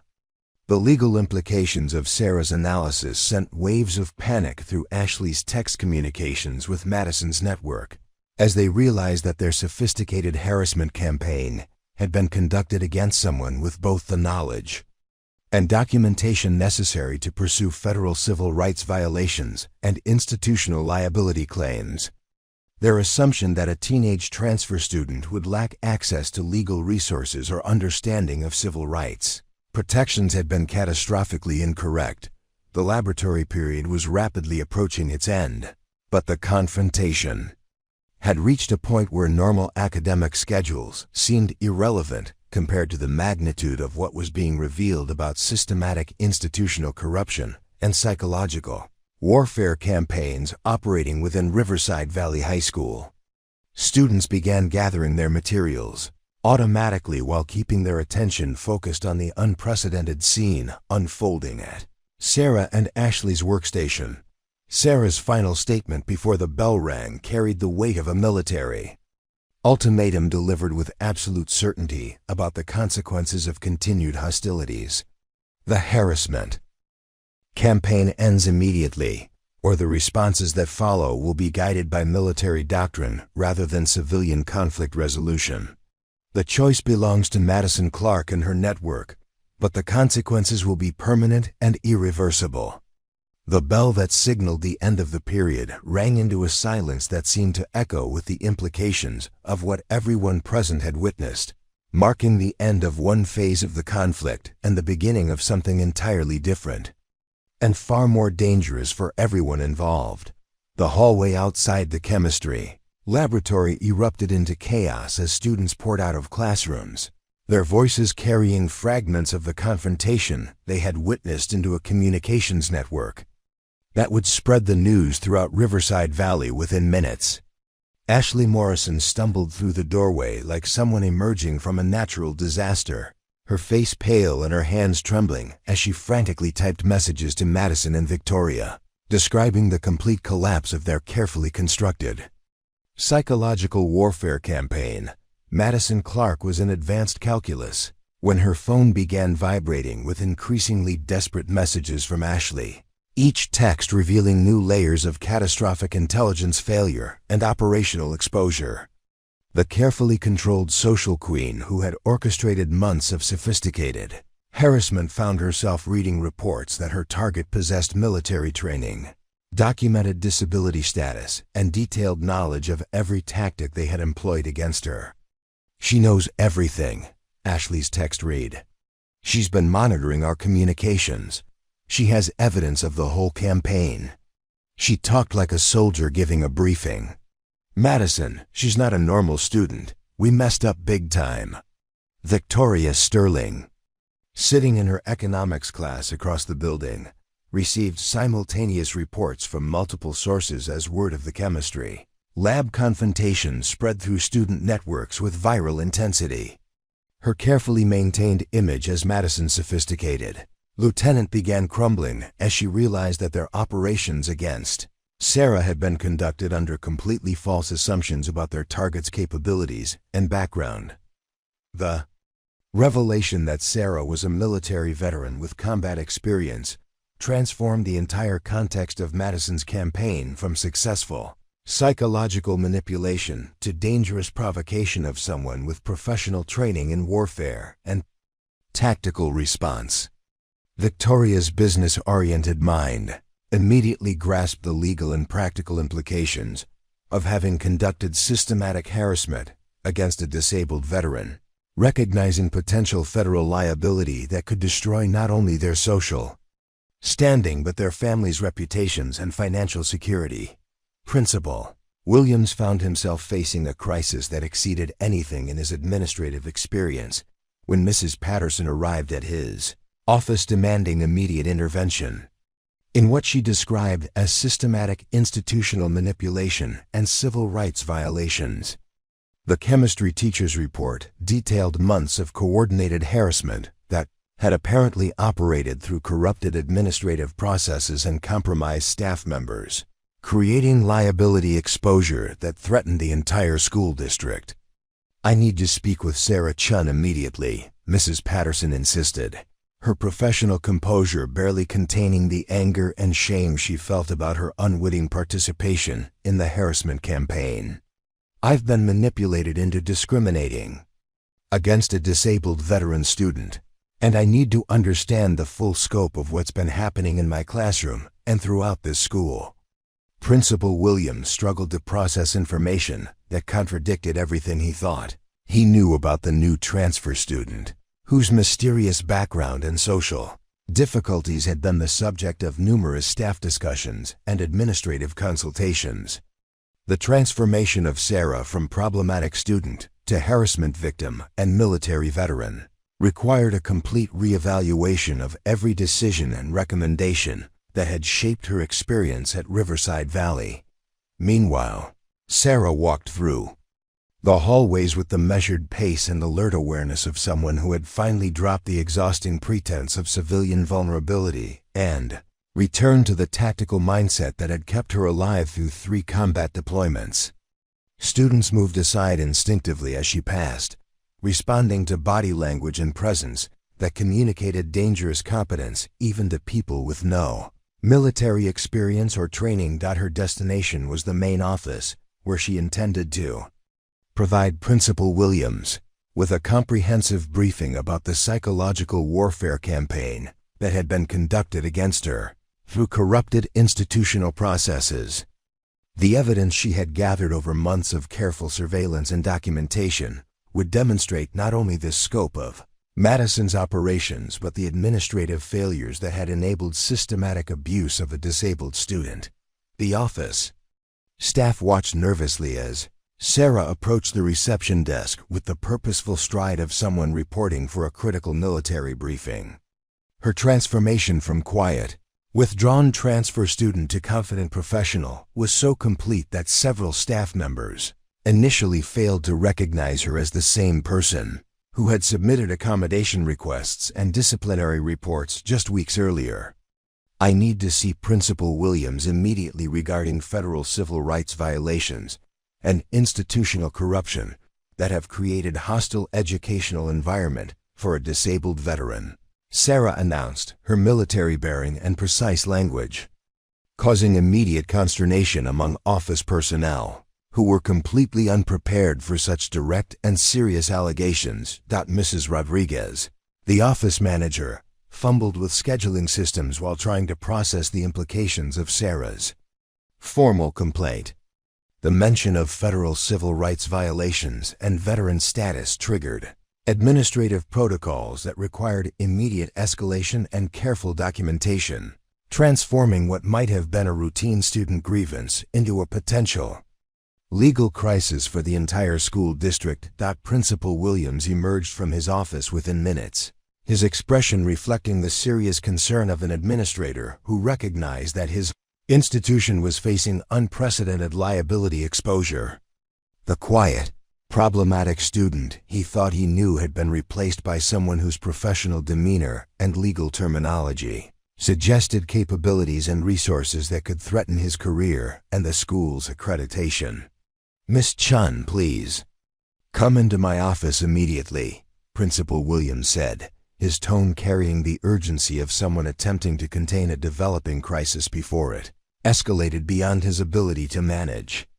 "Mrs. Patterson has briefed me about some concerning allegations, and I need to understand exactly what has been happening and what steps we need to take to address the situation." The meeting that followed would become legendary among Riverside Valley staff as the most professionally devastating briefing any administrator had ever received from a student. Sarah presented her evidence with military precision, providing detailed documentation of the harassment campaign, institutional corruption, and civil rights violations that had characterized her experience at the school. Her presentation included printed copies of electronic communications that demonstrated coordination between Madison's network and school staff, documented patterns of discriminatory treatment based on her disability accommodations, and comprehensive analysis of administrative failures that had enabled systematic abuse of a vulnerable student. The evidence was organized and presented with professional competence that would have impressed federal investigators and left no room for denial or minimization. "The harassment campaign against me was enabled by institutional failures at multiple levels," Sarah explained, her briefing as thorough and damning as any military intelligence report about enemy operations and friendly force vulnerabilities. Staff members provided confidential information to unauthorized personnel. Administrative procedures were manipulated to create artificial obstacles, and documented disability accommodations were used as weapons for further discrimination. Principal Williams found himself reviewing evidence of systematic corruption within his own institution, documented with precision that demonstrated Sarah's professional training in intelligence gathering and analysis. The scope of the institutional failures was staggering, involving staff members he had trusted and administrative systems he had assumed were secure from student manipulation.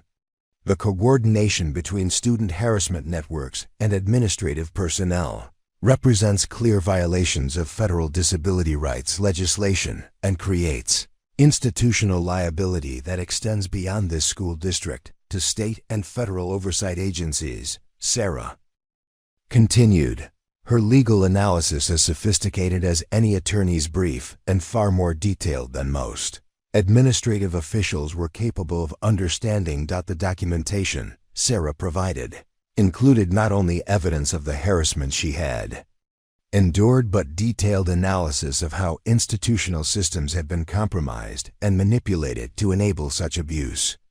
Her military training in operational security and intelligence analysis had enabled her to identify vulnerabilities and corruption that civilian administrators had failed to detect or address. Madison Clark, meanwhile, was experiencing her own form of crisis as reports reached her about Sarah's meeting with Principal Williams and the comprehensive evidence that was being presented about their harassment campaign. The social queen who had controlled Riverside Valley's teenage politics through sophisticated manipulation found herself facing an opponent whose capabilities exceeded anything in her experience or training. The text messages flooding her phone from panicked network members painted a picture of complete operational collapse and potential legal consequences that could destroy not only her social standing, but her family's reputation and financial security. Victoria's messages detailed conversations with her parents about potential federal investigations and civil liability, while Ashley's communications reflected barely controlled panic about criminal charges and permanent academic consequences. "We need to meet immediately," Madison typed to her core group, though she had no clear strategy for addressing an opponent who possessed professional military training and comprehensive evidence of their operations. "Emergency damage control. My house after school. Tell no one else." The afternoon classes at Riverside Valley proceeded under an atmosphere of barely controlled chaos, as word of the chemistry lab confrontation and Sarah's meeting with Principal Williams spread throughout the student body. Teachers struggled to maintain normal academic routines while students whispered about military veterans, federal investigations, and the complete destruction of Madison Clark's social empire. Sarah attended her remaining classes with the calm confidence of someone who had finally revealed her true capabilities and was no longer operating under the constraints of civilian camouflage. Her participation in class discussions was more assertive and knowledgeable, her interactions with other students more direct and authoritative, and her overall presence far more commanding than anyone had previously observed. The transformation was particularly evident in her American literature class, where her analysis of military themes and combat psychology demonstrated expertise that clearly came from personal experience rather than textbook study.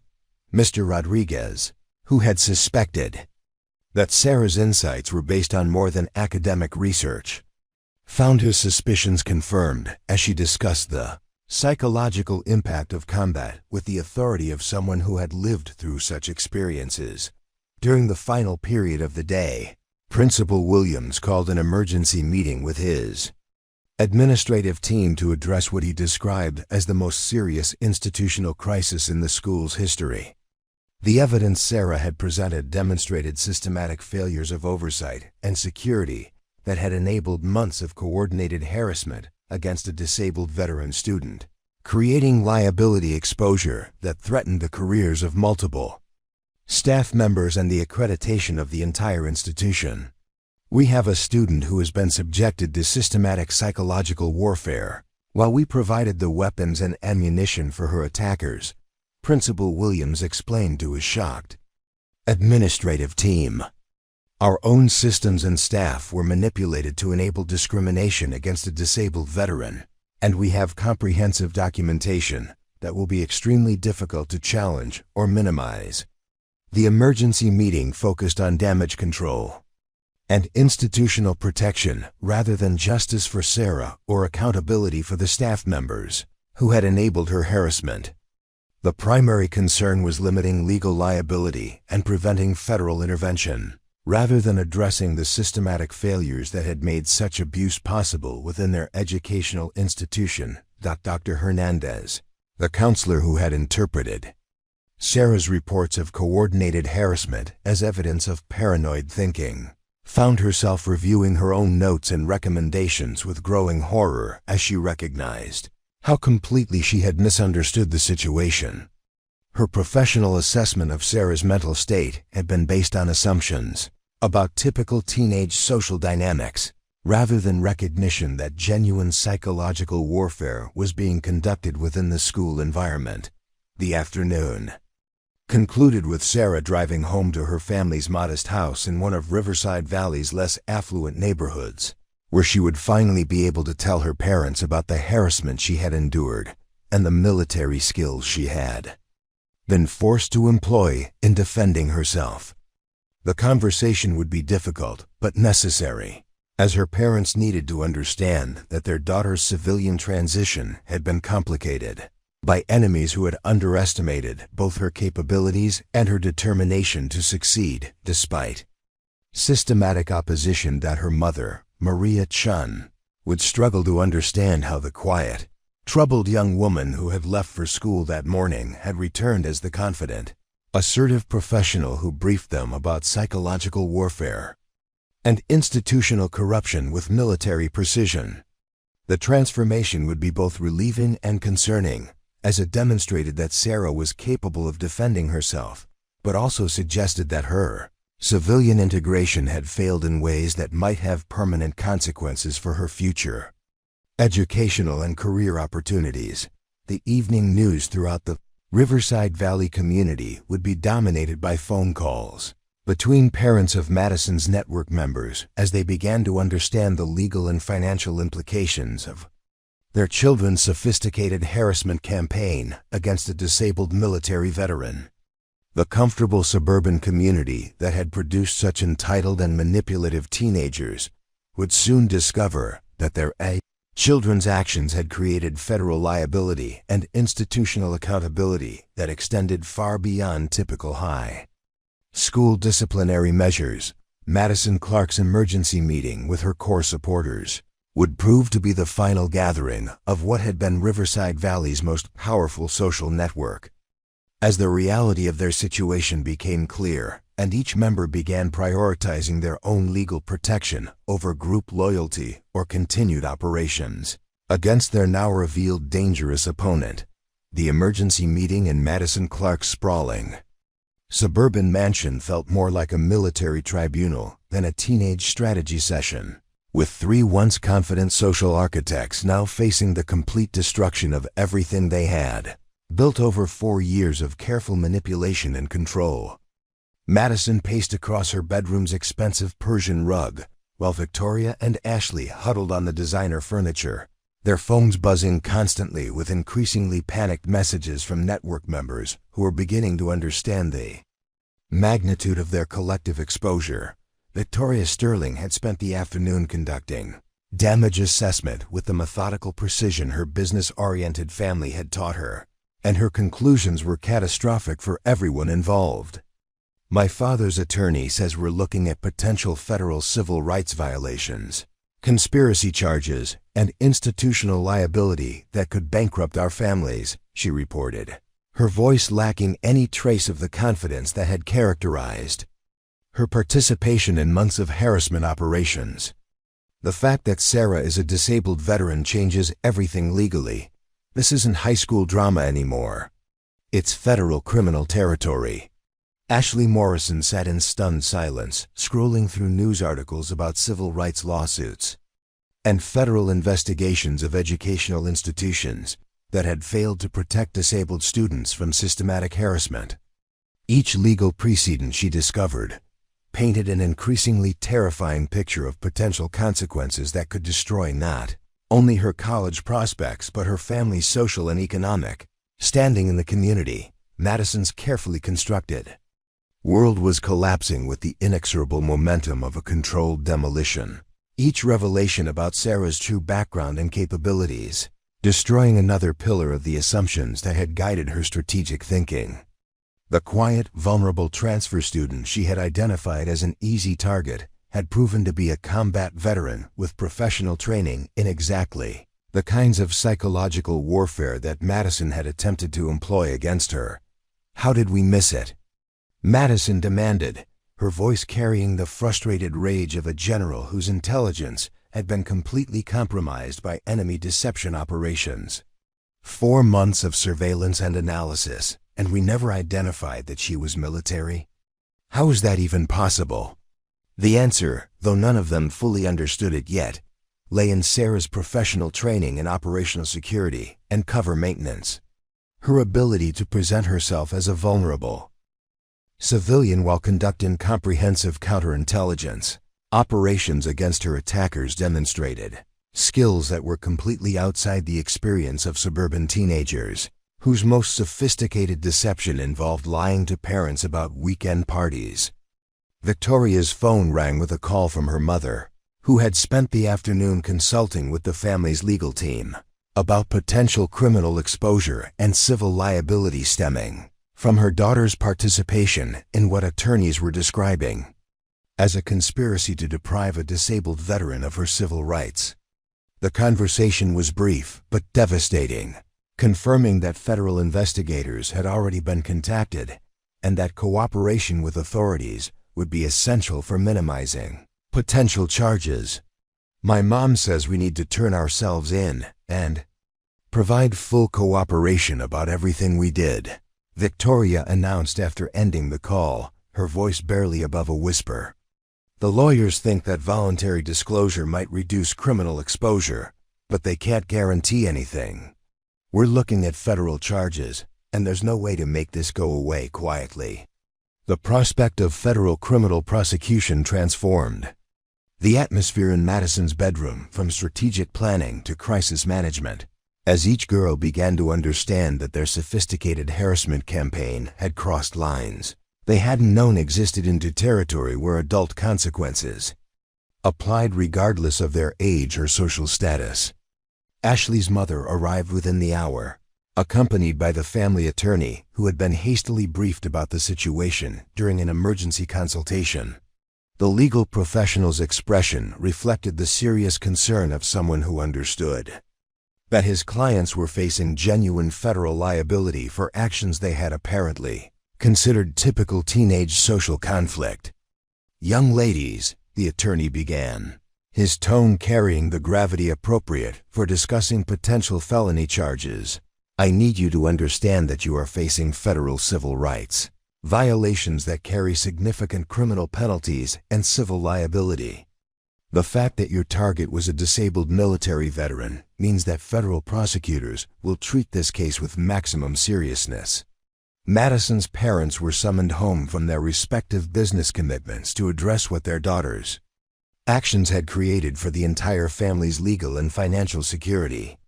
The real estate empire that had provided Madison with her social influence was now threatened by potential civil judgments that could reach into millions of dollars, depending on the scope of institutional liability and personal damages that Sarah's attorneys might pursue.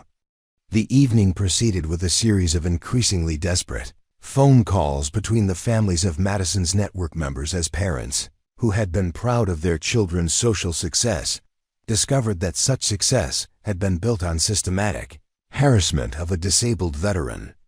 The comfortable suburban community that had produced such entitled and manipulative teenagers was beginning to understand that federal investigators would soon be examining their educational institutions and family dynamics with professional scrutiny. Meanwhile, Sarah Chen was having a very different conversation with her own parents in their modest kitchen, where she was finally able to explain the months of harassment she had endured and the military skills she had been forced to employ in documenting and ultimately defeating her attackers. Maria and David Chen listened with growing amazement and concern as their daughter described psychological warfare campaigns and institutional corruption with the professional competence of someone briefing senior military officers. "I tried to handle it through civilian channels," Sarah explained, her voice carrying the exhaustion of someone who had maintained an impossible charade for months while conducting complex intelligence operations. "I tried to be the normal teenager you wanted me to be, but they forced me to use military responses to civilian problems. And now there's going to be federal intervention and institutional accountability." David Chen, who had served 2 tours in Vietnam before Sarah was born, recognized the professional competence in his daughter's tactical analysis and understood that her military training had been essential for surviving what amounted to sophisticated psychological warfare conducted by people who had no understanding of the capabilities they were attempting to attack. "You did what you had to do," he said simply, his voice carrying the authority of someone who understood combat decision-making and tactical necessity. These kids had no idea what they were messing with, and now they're going to learn about consequences that extend beyond high school social politics. The federal investigation that would ultimately reshape Riverside Valley High School began that evening with phone calls from Sarah's military advocates to civil rights attorneys who specialized in educational discrimination cases. The documentation Sarah had compiled during her months of harassment provided federal investigators with comprehensive evidence of institutional failures and systematic abuse that would trigger multi-agency intervention and oversight. By morning, news of the developing federal investigation had spread throughout the Riverside Valley community with the viral intensity that only genuine scandal could generate. Parents who had been proud of their children's social sophistication discovered that such sophistication had been employed in systematically abusing a disabled veteran, creating federal liability that threatened not only individual families but the entire school district's accreditation and funding. Principal Williams arrived at school to find his parking lot filled with news vehicles and his voicemail flooded with calls from federal investigators, civil rights attorneys, and district administrators who were beginning to understand the full scope of institutional exposure that Sarah's comprehensive documentation had created. The quiet, problematic student he had dismissed as socially maladjusted had proven to be a military intelligence professional whose evidence would trigger the most comprehensive federal investigation in the school district's history. The morning assembly that Principal Williams hastily organized became an exercise in damage control rather than education, as he attempted to address rumors and speculation while avoiding statements that might compromise the district's legal position in pending federal proceedings. His careful non-denial denials satisfied no one and confirmed everyone's suspicions that Riverside Valley was facing genuine federal scrutiny for systematic civil rights violations. Sarah's arrival at school that morning marked her final transformation. From victim to victor, as she walked through hallways that had once been hostile territory with the confident bearing of someone who had successfully completed a complex military operation. Students moved aside respectfully, recognizing authority and competence that they had failed to identify during her months of careful camouflage as a vulnerable transfer student. Madison Clark's attempt to attend classes proved impossible as federal investigators arrived to interview students and staff about the harassment campaign that comprehensive documentation had revealed. Her parents' attorneys had advised complete cooperation with authorities, but the social queen who had controlled teenage politics through sophisticated manipulation found herself facing professional interrogators whose capabilities exceeded anything in her experience. The interviews conducted by federal civil rights investigators transformed Riverside Valley's administrative offices into what resembled a military command post, with professional investigators analyzing evidence and conducting interviews with the systematic thoroughness that federal cases required. The amateur psychological warfare that Madison's network had conducted against Sarah was being examined by professionals whose standards for evidence and accountability were completely different from typical educational discipline procedures. Victoria Sterling's interview with federal investigators lasted 3 hours and covered every aspect of the harassment campaign, from initial planning through execution and escalation. The business-oriented analytical skills that had made her Madison's most effective lieutenant now worked against her as investigators pressed for detailed explanations of coordination methods and strategic objectives that demonstrated clear intent to deprive Sarah of her civil rights. Ashley Morrison's session with investigators focused primarily on the academic sabotage that had characterized the final escalation of their campaign, particularly the chemistry lab incident that had triggered Sarah's decision to reveal her true capabilities and initiate federal intervention.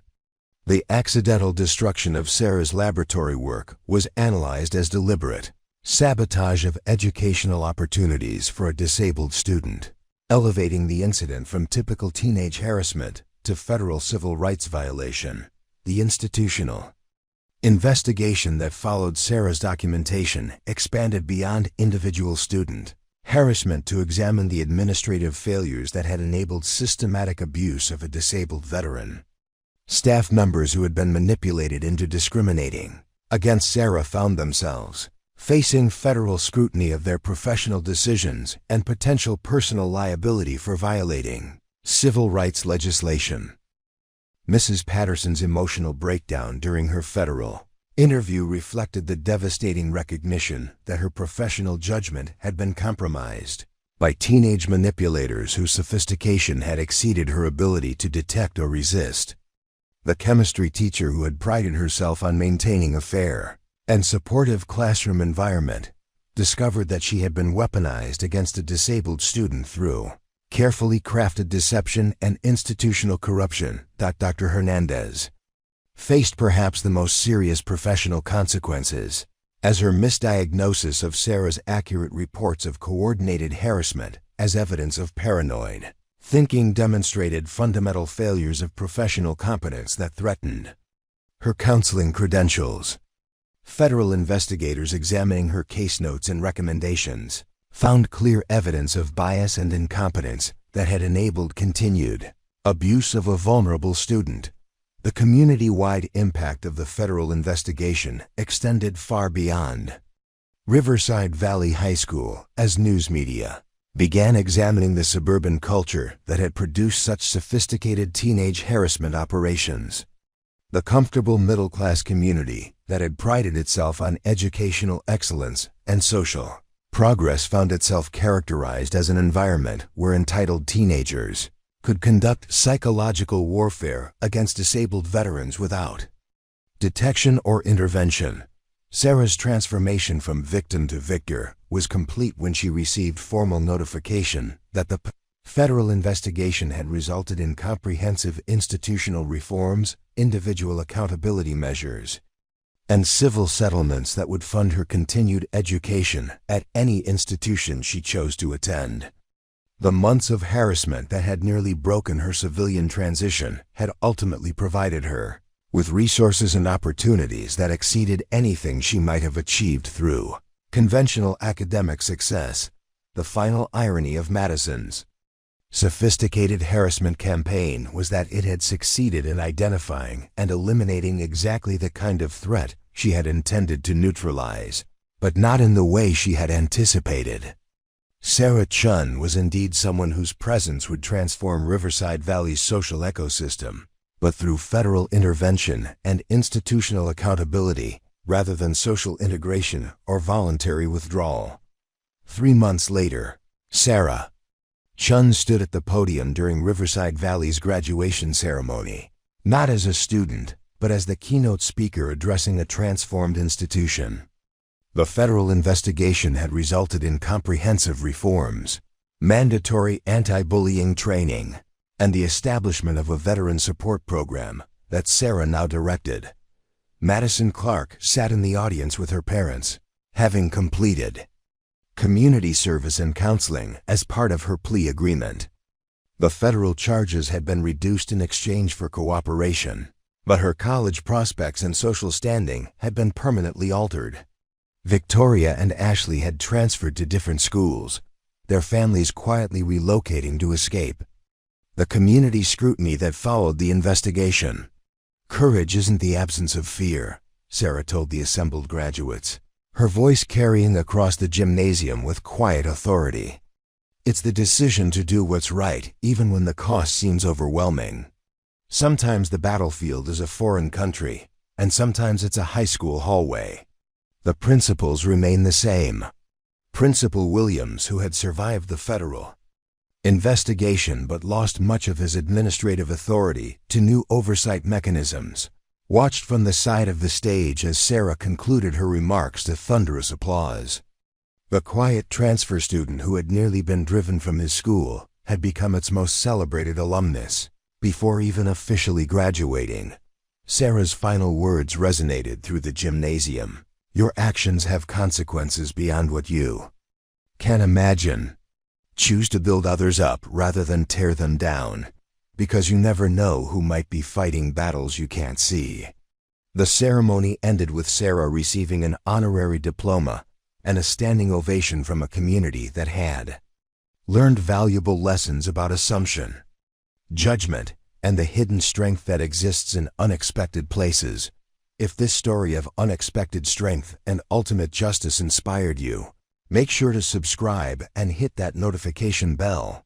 Share your thoughts in the comments below. Have you ever encountered someone who wasn't what they seemed?